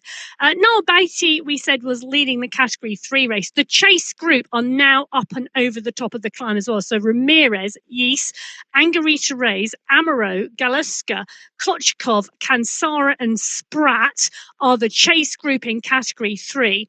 SS, we said, was leading category 4, going up there the fastest. Well, the chase group is starting to come through. Henrique, Van der Zandt is part and parcel of that chase group. He's P2 in that category 4 race. Tom Walker is in 3rd position. He's also up and over the top of Endurance Climb 4. It's just category 2 leaders. And as I talk, the category 2 leaders come up and over the top of that climb. Christoph Thiem, Jonas Bjarhed, Ivan Nuki and Peter Millerstick. And the rider that's chasing now is Mr. X100. We've seen him time trial his way up climbs before. He's going to have to put all of those skills to good use here. He will want to close down on those leaders on this section. He's likely to keep that same power going on the flat as he is on the climb. And you can see that Paul Garin, the rider who he's just gone past, is trying to stay with him. But Mr. X100 holding at 5.1 watts per kilo. In fact, to kick there at 7 to just build the pace up, just to accelerate up a little bit more here. He wants to wind up, but he's got some serious work to do. Serious work to do is what all of these riders are doing. Serious work. This is serious effort, serious racing, serious climbing, and some phenomenal racing going on at the moment in all 4 of our race categories. So on the right-hand side of your screen, this is the chasing group. Well, it's actually the lead group in category 2. Peter Milostic, Jonas Bjarhed, Ivan Nuki and Christoph Thiem. Johan Noren is chasing them. He's the rider behind, but he's in category 1. He is indeed chasing them. In fact, he's just come up onto their wheels. So Johan Noren comes up onto the wheels of the leading group in category 2. X100 is 10 seconds behind. He's chasing this leading group of 4 in this category 2 race. The question is, will anybody try and go with Noren, or will Noren take a break and a pause and just sit in this group? Because currently this is the flat transition between Endurance Climb 4 and Endurance Climb 5. So here we go, back in with category 1 here. Jason Osborne still with over 2.5 minutes lead with Jasin Safra, Zadie SS, and Els Pucker all in his wheel tracks at the moment. Osborne opening this up. Now Betty holding on here. He's doing a good job. We said he's a great climber. We know that he's good at when it goes uphill. He's takes a pace, I think, when it goes downhill. He's such a light rider. Well, he's a pocket rider, He's I think. a pocket rocket, isn't he? He is. That's a great description for him. Niall Beattie on a climb, pocket rocket. He is, but when it goes downhill, that's when it doesn't pay off. Fortunately for him, this is, of course, suited to Niall Beattie on the climb here out of the saddle. He sees Safrazedi and line of Jasin come up alongside. He has to keep pushing here because he does have a chasing group behind him. Niall Beattie, the polka dot skin suit wearer, the leader on the points competition at the moment, making his way up and through this section. He can see the riders in front. I'll tell you something, he lifted his pace a little bit to go with them, but he's not trying to go all the way onto his limit, I think, here, and I think that's smart, because if he goes too hard, he's likely to blow completely, and then he'll lose a lot of time, and that's what we do see on the big mountains. If you get it wrong, you go too deep, you lose not just seconds, you lose minutes. Well, you just can't go too deep because, you've got the rest of the race to ride. You're at 30 kilometres into this race, well, Mr. X100 is, and you've still got 15k to go. You've got to manage your effort and you've got to ride enough within yourself to push and put in the best performance over the distance. So we are in with the leading group of category 2 at the moment. This group are back together again. They've come together on the flat. We saw Mr. X100 push on into this group, and now they're continuing to accelerate. So Johan Noren, the yellow skin suit, the yellow jerseyed rider in there. He's the category 1 rider. Emma said he was climbing well. He is not that far off the front of the race. He's sitting inside the top 20 now, so that means that he has got a group with him of category 2. That probably isn't going to stick for too long because he's caught back category 2, and Johan Noren, I think, just taking the opportunity, wipes the sweat from his face. This should be a race that suits him in terms, he's a great mountain biker, we know. And the mountain bike Olympic race distance is about 1 hour and 30 minutes, 1 hour 20 to 1 hour 40, isn't it? So going to be the right kind of time for that kind of effort. And in sections, in chunks, 3k chunks almost. It's like doing a mountain bike race, going up, leveling, going up, leveling, going up, leveling. That peak and drop is going to be very similar, isn't it, Emma? It is. It is indeed. And Noren really climbing well. And we've seen him do that before, Johan Noren. That mountain biking skills, the cadence that you need, the changing cadence coming in really handy as well. But Noren working really well here. And it's really interesting to see also this group of category 2 riders really trying to stay with him. That is interesting. So Christoph Thiem, Peter Milostic, X100, Ivan Nuki, all in this leading group of category 2 riders, now trying to hang on to the wheels of Noren. Now let's see who can do this. Yuki does come good as we come in towards the end of a race. We see him getting stronger as the racing progresses. Let's have a look. Let's see how they're rolling as they go up on to this section here. It's a steep little kicker coming in. Noran, you can just see starting to burst clear as we take a little bit of a run up the road. Say Safrazadi here in this group here. This is the battle for second and third place. Safrazadi with the white helmet with the black shoes and short yellow socks. The rider with the longer socks on, that is Lionel Vujasin. There you see a length halfway between your ankle bone and your knee.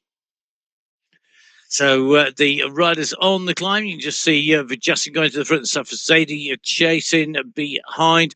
The banner is up in front, and in fact, Osborne has not quite reached that point yet at the top of this section. And these riders at 32.6k, and the end of this section at 34 kilometers. Well, I'll tell you something. So Stefan Van Elst has ridden himself up into fourth place at the moment in this Category 1 race.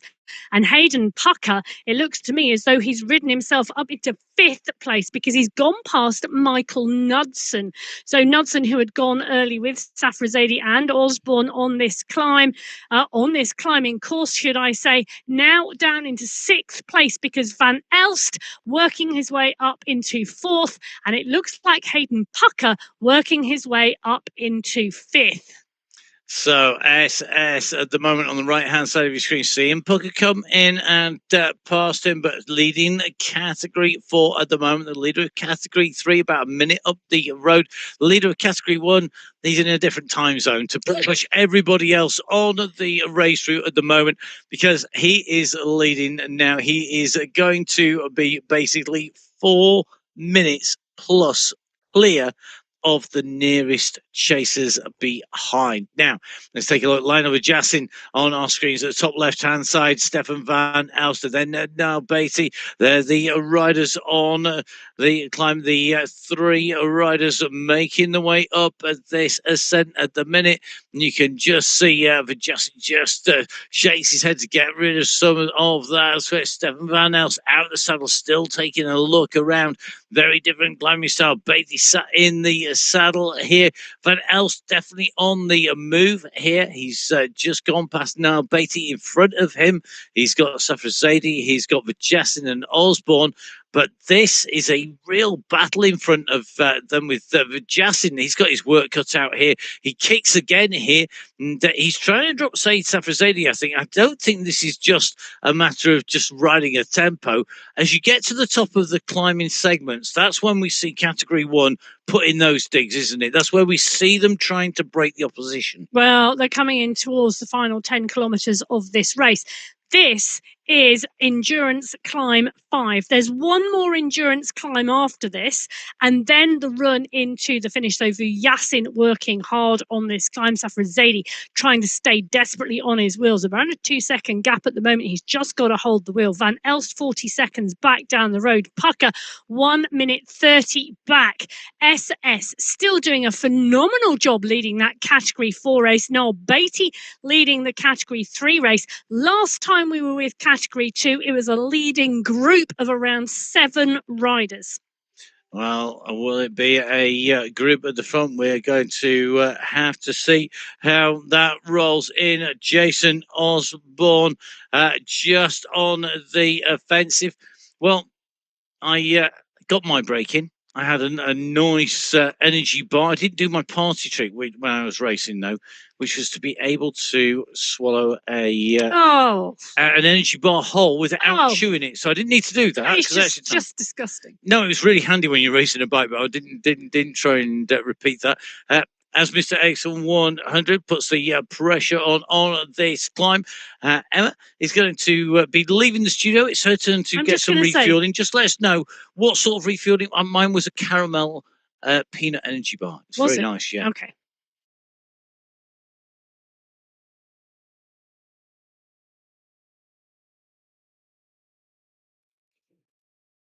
Simon's left the studio, and it is Mr. X100 who is trying to lead the group to jump on to that group in front at the moment. He's got Melostic and Nuki behind him. There are riders in front of him, though, as he comes around this turn.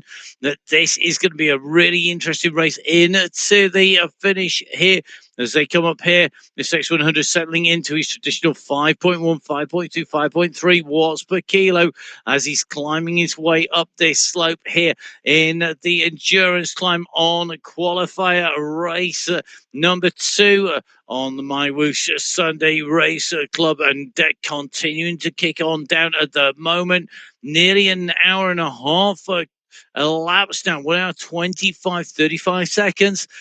For Mr. X100's race time at the moment, and you can see at the minute that the riders up in front, well, they're spread across a lot, of course. 36.8k covered for Jason Osborne, your race leader. The riders in second and third, as line number Justin Said, Safra Zaidi, they are currently at 35k, 34.5k, only 500 meters behind Stefan van Elst. And then you can see now, basically the lead in category 3, still right in the mix, 34.1 kilometers. So whilst Jason Osborne has crossed the county, the national and the continental boundaries in his flight away from pursuit, the chasers behind are very close together at the moment. And it's only a few hundred meters separating them as they go up now. Hayden Pucker working hard behind Stefan van Elst. He's got Niall Beatty just in front of him. He's on the bottom right hand side of your screen. The race leader, though, 37.5k covered for Jason Osborne. He's now on to our next climb segment. This is our penultimate climb and our last timed climb segment. It's climb segment number 6 and takes us from 37.4k to 40.4k. It's not the last of the climbing. That comes with the last kicker up to the finishing line. Hayden Pucker knows that time is running out for him to close the gap down. He's going to have 10 kilometers left, of which he has got a big push. It is pretty much half and half uphill, half of it flat. Pucker continuing to try and bring back Stefan van Elst, who's at 43 seconds, with Jassin and Said Savrazedi at 1.5 minutes up the road and about 5 minutes up the road. Well, it is Jason Osborne, who should be out of sight, out of mind, and already well in towards the finish. Basically doing a great job at the front of Category 3, front of Category 4, being led by SS. Category 2 being led by Jonas Bjarhed, continuing that form. He's up into 9th place. He has company, though, because Christoph Thiem has gone with him. So it's Bjarhed and Thiem in 9th and 10th places on the road, respectively.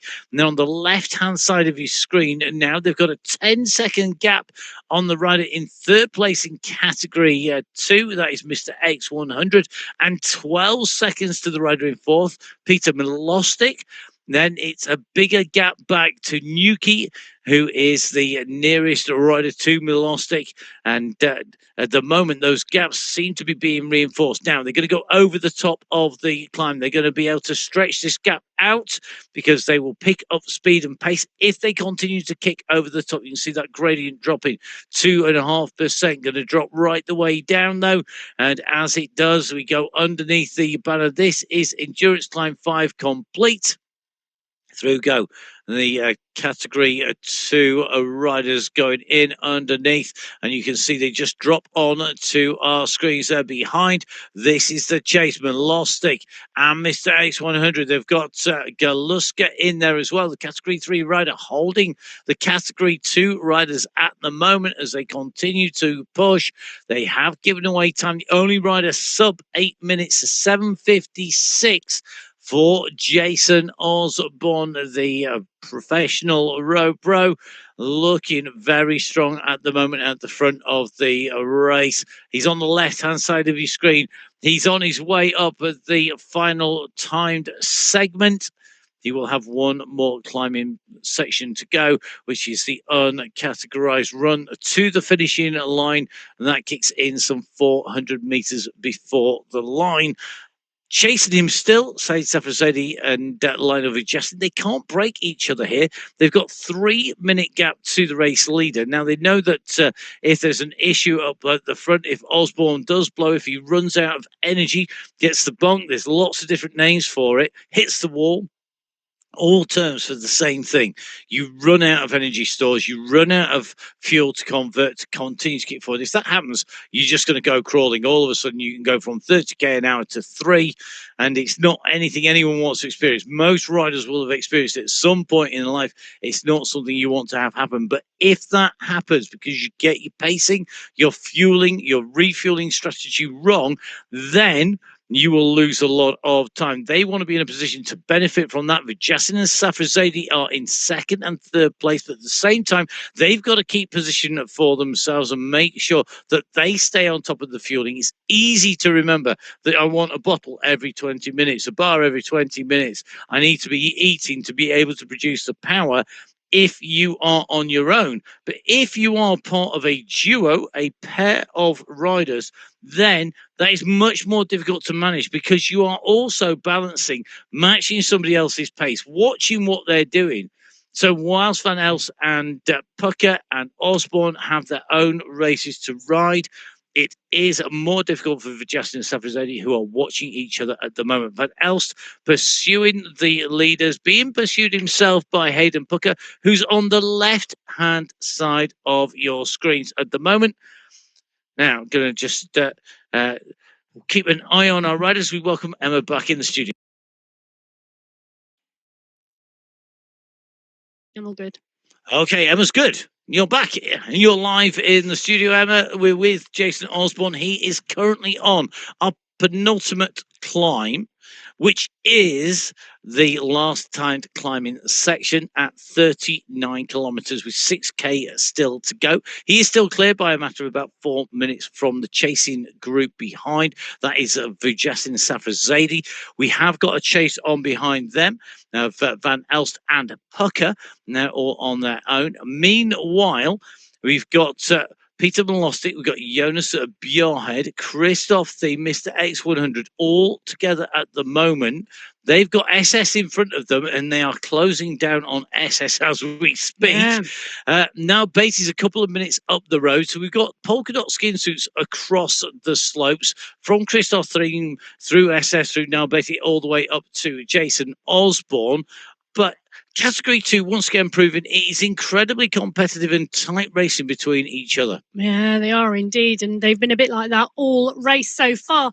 And they are into what is coming up for the last 8 kilometers of racing. They've got one more endurance climb to go before the run into the finish. And it's X100, Peter Malostic, Jonas Bjarhed, Christoph Thiem, battling it out. Those 4 riders in the mix in Category 2.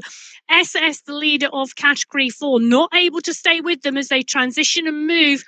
So he is in the polka dot skin suit, currently leading Category 4. Behind him, well, Henrik van der Zandt is still in P2. Tom Walker is still in P3. Those are the top 3 in Category 4. They are all over Endurance Climb 5 with just Endurance Climb 6 to go. As Jason Osborne at the head of the race, at the front of Category 1, makes light work, but that's a really flippant phrase, works up on to the top of Endurance Climb 6. Here we go. Category 2 going underneath the start banner for Endurance Climb number 6. The penultimate climb, the last of our timed climbing sections. You can see the pace that Osborne is carrying. Now, he has dropped below the 20 kilometers an hour marker. Probably not for very long, but he has dropped below that. Behind him, you can see the leaders of Category 2. Now running at about 15 to 16 kilometers an hour, but this is steep. This is a 10% section now on at the moment. The average gradient, 9.9% for this climb segment, which is tough. The end section of climbing, that goes over 11%, and that is really a sting in the tail. It's a real scorpion of a climb. It is indeed, and it really can catch you out. You have to watch it, but X100 pushing on theme on the wheel, be our head there as well. That's on the right-hand side of your screen. On the left-hand side of your screen, that's the leader in Category 1. 3 minutes, more than 3 minutes, he is now ahead of that chase group. Yeah, nearly 4. Yeah, it's amazing. It's quite scary. Well, Johan Noren is on the chase at the moment as well. And Noren chasing hard. Niall Beattie is the rider between him and the rest of the Category 1 top 5. So Johan Noren doing a stellar performance here on the Sunday Race Club, pushing on in around 6th place in this Category 1 race at the moment, ahead of X100. Those are the Category 2 riders he has gone past. You can see them in the distance, and it's X100 and Jonas Bjarhed, the 2 riders together. Christoph Thiem just comes into shot behind, just a couple of seconds back. That is what it looks like ahead of Noren, Osborne, Vu, Yassin, Safrazadi, Van Elst, Pucker, Beattie and Noren. The top 7 at the moment, X100, with others in terms of that Category 2 chase group coming from behind. They're chasing. They're not going to get up to Osborne, but Noren climbing. This is the sort of course he likes. He's a great climber, a great rider, off-rider. He knows that there is a gap in front. He will want to stay clear of the riders behind. He'll want to put a good time down on here as well. And he gets the badge for completing the endurance climb. So good riding by him, but not as good as this man. Jason Osborne showing absolute gloss here today when the road went skywards. Endurance climb 6 last time segment is complete for Jason Osborne. He's the first rider up to the top of that section. He's on the flatlands now. This is the last push for him. He has a clear run until he reaches that 400-meter to go point, and that is when we will see him hit the last upward pointing slopes of the day. Well, the last upward pointing slopes of the day are the ones on the way to the checkered flag. That is where Jason Osborne is heading. 9 minutes 51. Can you believe that in terms of that final? Still so quick. I know. Flying. Absolutely flying today on that climb. Moving now towards the finish line. This is the chasing too. Vu Yassin and Safrazadi are the 2 riders chasing hard. They are chasing Osborne, but they're not, well, I was going to say they're chasing Osborne. They're not going to catch Osborne, but they are battling for 2nd and 3rd place. It's going to be a real tight battle. There's been nothing to separate them. And we've not seen, say, Safrazadi. We do often see him on our screens. Not seen him today to see how he's going at the moment. And he might be out and about around the world because he is a regular rider across on the road and on the mountain bike and representing the nation out and about. We do see him in action. I am just very consistent with where we see him in action because, again, one of our real esports specialists on the platform, but a real fight between them. They're still just about a minute clear of Van Elst, 1 minute 30 from Pucker, and nearer 5 minutes to Noren. Up in front, 5+ minutes ahead is Osborne, but Osborne is accelerating across the flatlands, and his speed and distance will be changing that time gap because he is on a different terrain. So around that right-hand turn they go. They are going to have one left-hand turn to get to the banner to end that climb section. Osborne, though, on this flat plateau edge, he's going to take the left-hand turn here. And Jason Osborne really looking good. His performance today has been absolutely stunning. Dominant is my word for the day for Jason Osborne. Well, Safrazadi, we're in with him at the moment, and look at that. He's up, he's out the saddle, his head is down, he's working hard. There's fuel and drink on the table in front of him. He has worked to his advantage. He's 5 kilometers now from the finish. He's nearly at the top of the climb. He and Lionel Vujasin have worked side by side, wheel by wheel on this climb for a large percentage of this course, chasing Jason Osborne in P2 and P3 on this course in Category 1. Van Elst and Pucker Noren are chasing them, but the job that Safrazadi and Vujasin have done today, absolutely phenomenal racing on the endurance climb on the Sunday Race Club. Absolutely top notch. Got to say, an amazing job done by the riders on the way up here. And a massive thank you to all of our riders who have been out and racing in the women's and the men's races. As Osborne makes his way into that last 2.5 kilometres. Just want to say a massive thank you. If you've been watching since the start of the show, I don't even want to think how many We're 4 hours in. 4 hours ago. Well done to you for staying with us that long. Thank you very much for joining us on here. Not all of the Sunday race clubs are this long, and there are usually 2 shows rather than 1. We would love you to join us on those shows. We'd love to see you racing, but if you are not able to race on a Sunday morning, if that's your time zone or on a Sunday, then please do join us. Subscribe, hit like, hit follow on social media. It's at Biking_Emma for Emma, at Matt Fixer Payne for myself. Make sure that you like and follow MyWhoosh. It's at MyWhoosh on social media.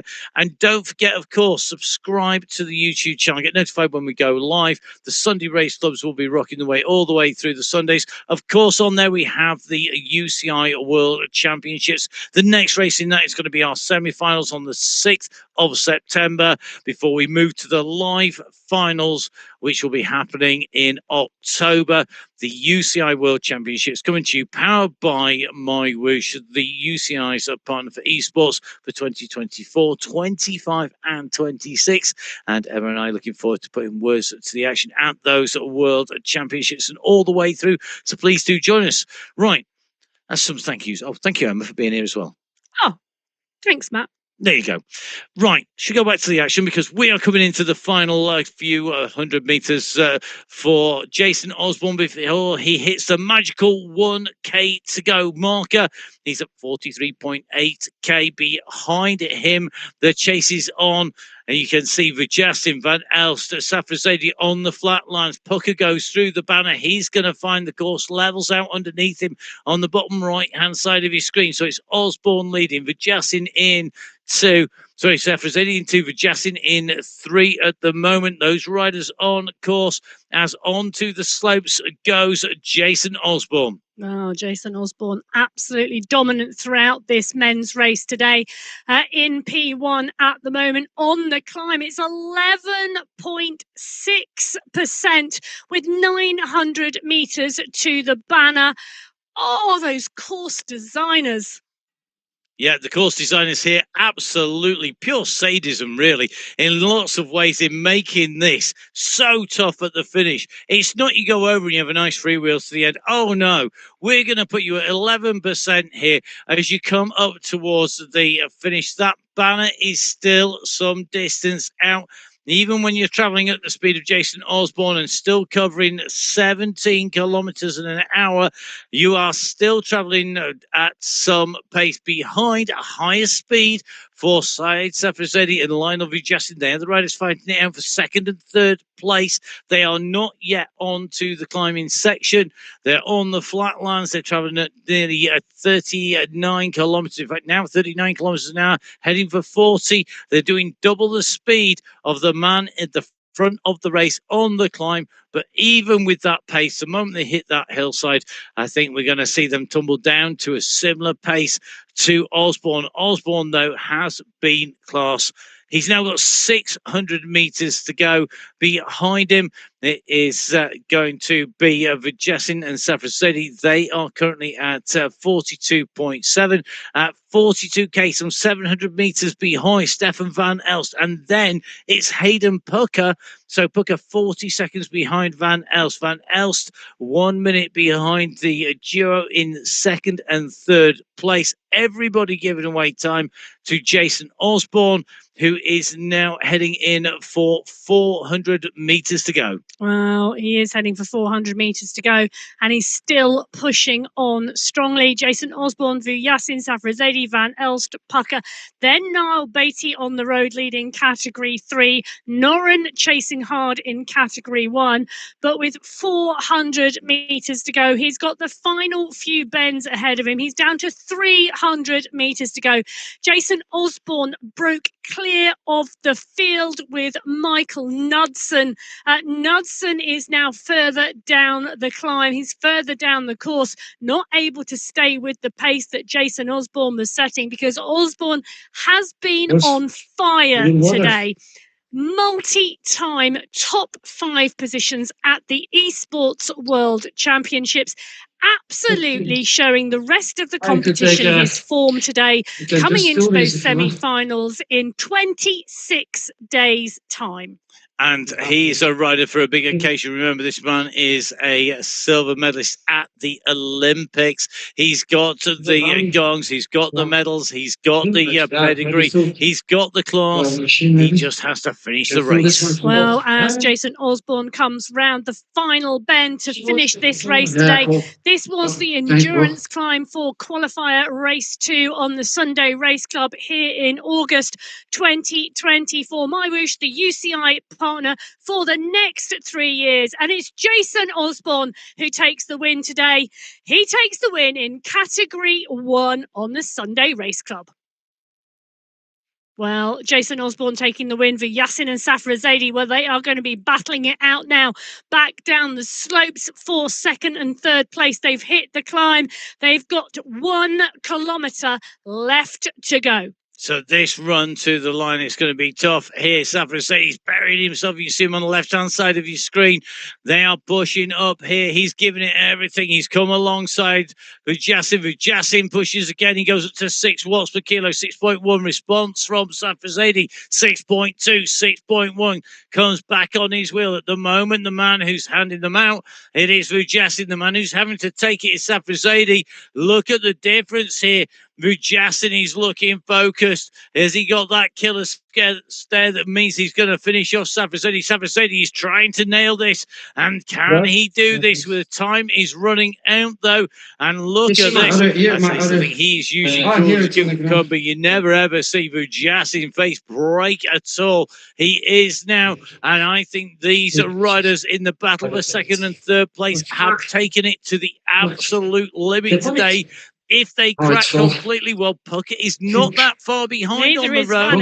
No, he's not. And I think the 2 riders behind are maybe thinking, well, you know, if they push themselves too far, one of them could break, and that could push us up into the top 3.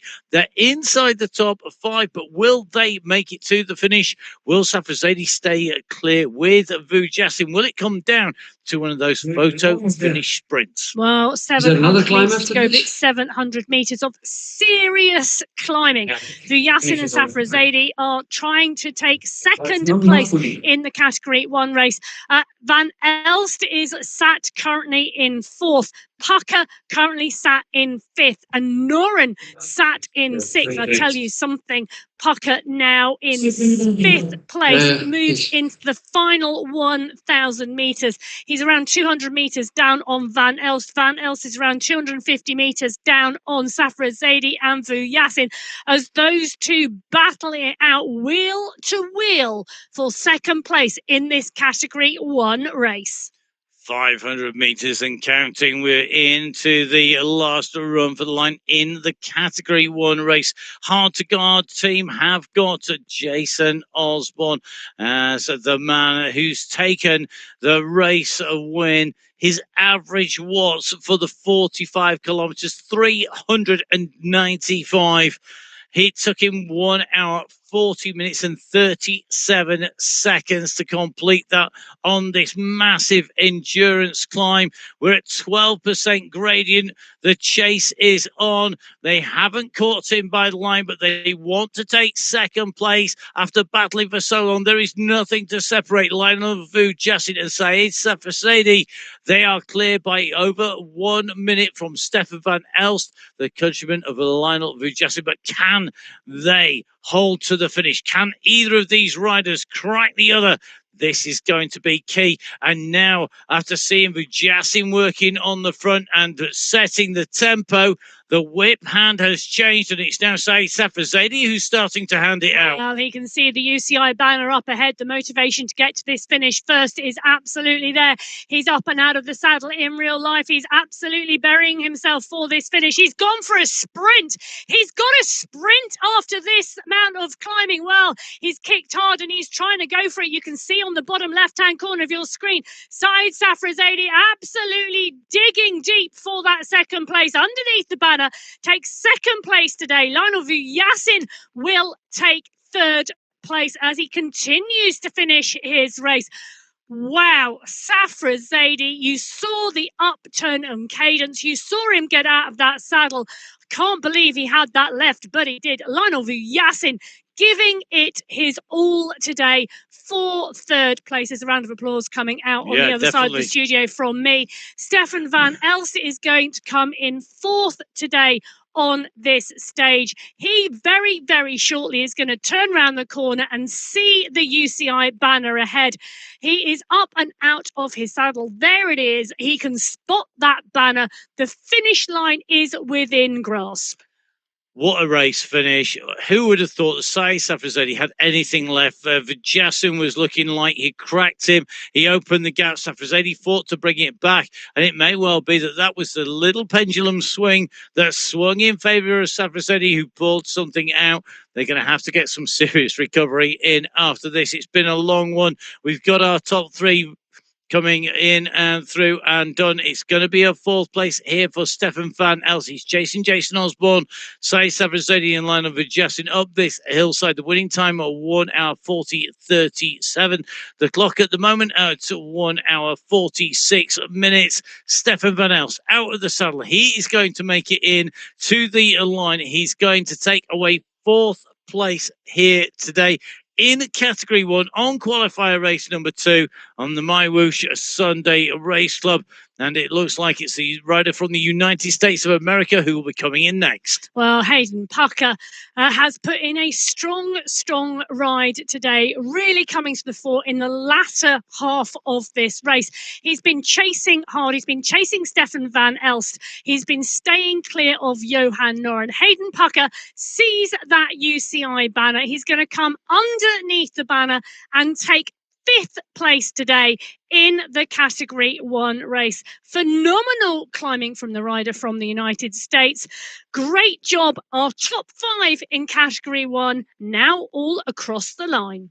So your top 5 are in and done. They've made the way in behind. You can see that Johan Noren is the next nearest rider, but that is going to be a category 1 finish for Noren. He is currently 800 meters from the line. Behind him, into his last kilometer, comes Niall Beatty. He's got about a 20-second gap to a group of riders, I think. Now, leading Jonas, group in category 2. Jonas Bjarhed, I think, has got a slight gap on Melostic and Mr. X100, but I'm not going to guarantee that because time gaps are so tricky to judge when we're coming off the flat onto these climbing terrain when it's so steep at 12%. So, Noren on the left-hand side of your screen. 600 meters to go. He's already climbed 2008 and now 2009 meters of ascent. It keeps on ticking up. He is ahead of Niall Beatty, who's on the top right hand side of your screen. Then bottom of your screen, this is the battle in category 2. Jonas Bjarhed is leading category 2. He's on these slopes. He's chasing Batty, in fact, and he's going to probably, I think, close him down here. He has got a 5-second gap on Peter Melostic and 22 seconds to the rider on the right-hand side at the bottom of your screen. So that's Mr. X100, who's in the top 3, but at the moment it is third place for Mr. X100, chasing down Melostic, chasing down Bjarhed, who are all chasing Batty and all chasing Noren. Oh, they are all chasing Noren because he's going to be the next rider over the line. Just to confirm that finishing time, Jason Osborne, 1 hour, 40 minutes, 37 seconds. Pretty much 4 minutes clear of the chasing two, Safrazadi and Vu Yassin. Van Elst and Pucker rounding out the top five. Johan Noren is going to come in for 6th place in that category one race. On the right-hand side of your screen, though, we're in with Jonas Bjarhed. He's got 500 metres to go and is leading the category two race, just 9 seconds clear of Peter Millerstick, X100 and Christoph Thiem, not too far behind. And Bjarhed's having to give this everything. You could see that was almost a sprint there. He's out the saddle, 70 revs per minute coming out of Jonas Bjarhed. He does not want to let this tempo drop. Noren, 65 revs per minute, 66 coming into this long right-hander.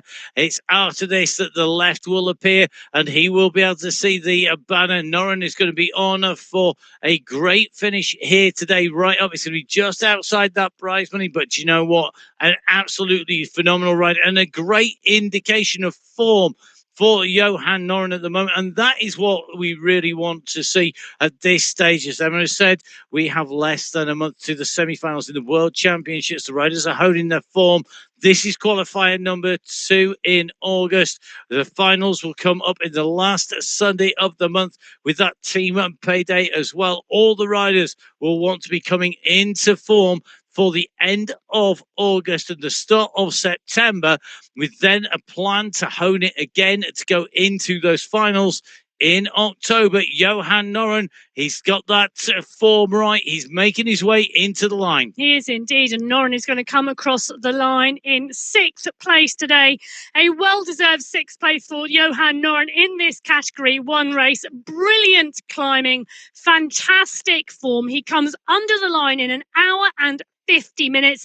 There was a last category to start. They started 20 minutes after category 4, and they've worked their way right the way through the race field. Well, back in with Jonas Bjarhed. He is going to be the next rider to finish. I'm just taking a look at the time check back to Peter Millerstick. It's around 13 seconds at the moment. Bjarhed is going to win category 2. Congratulations to Jonas Bjarhed. Fantastic racing in a very, very tightly packed category 2 race field today. One of the toughest races to win that category too, in terms of having to beat people around you. He's taken it out from Peter Millerstick. Millerstick on storming form, regularly battling it out the front. A real great competitor. He comes through ahead of Niall Beatty. Beatty's going to be the next rider coming in, our category 3 leader. Well, take a look at that. Currently 2 hours and 6 minutes, and that is Niall Beatty's winning time. I think it's not going to clock 2:07 before he crosses the line. Phenomenal racing from Niall Beatty. This was his course. You have never met such a great climber or a rider who loves a climb so much as Niall Beatty, and he takes the win in category 3. So our next rider in category 2 is going to be coming in to the line. It's going to be Mr. X100 who comes in and through the line. It's going to be a top 3 for him. It's going to be a 4th place for Christoph Thiem. Meanwhile, category 1 still battling the way up the slope as well, because this is Ollie Jones. He's just ahead of Daniel Turek. The 2 riders are making the way underneath the UCI banner, the Union Cyclists International banner, that signifies the end of the race here. Jones in 7th. It's going to be an 8th place there for the rider. Immediately behind him, that is Daniel Turek. And James Krasnich coming across the line to take 5th place in category 2. So that he will be a last of the points pickers up of prizes, and that is in that category 2. Right, let's go to the results. So Jason Osborne, 1 hour 40 minutes 37 seconds.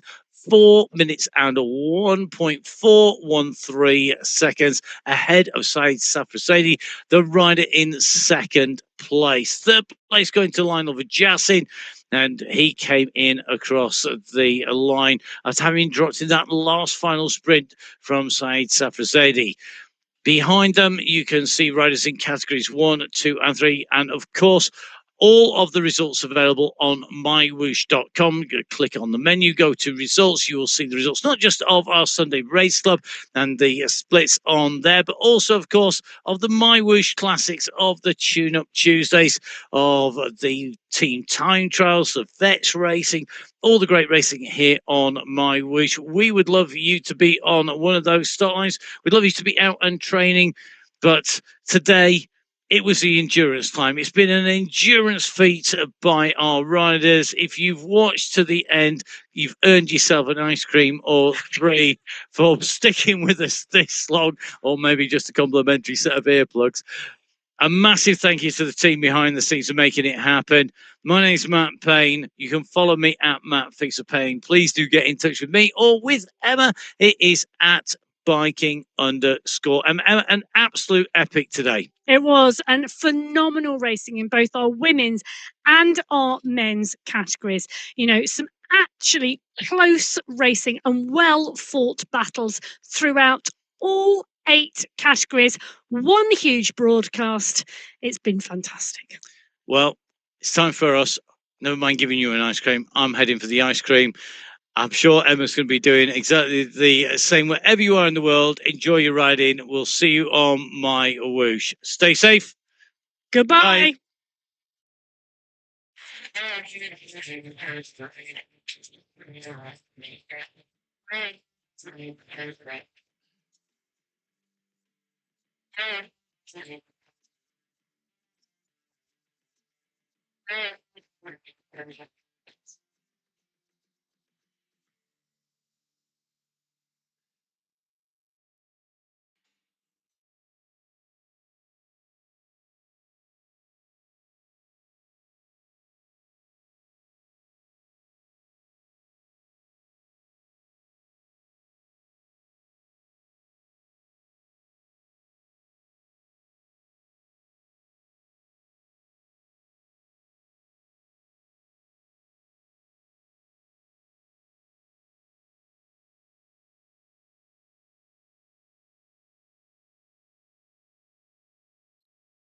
You want me to really answer that one?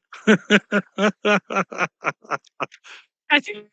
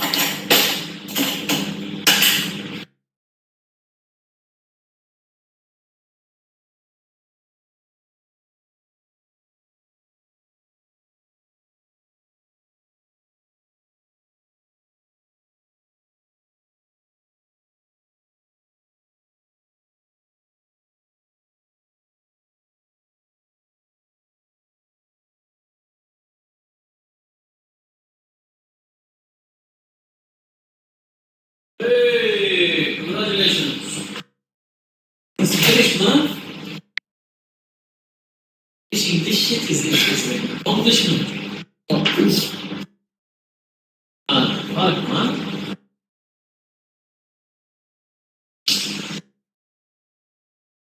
Oh, fucking hell. Well done. Well fucking done. Eighth place.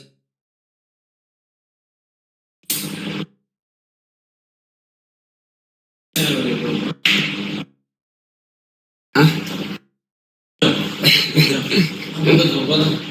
Yes, bro. Take care. Enjoy the rest of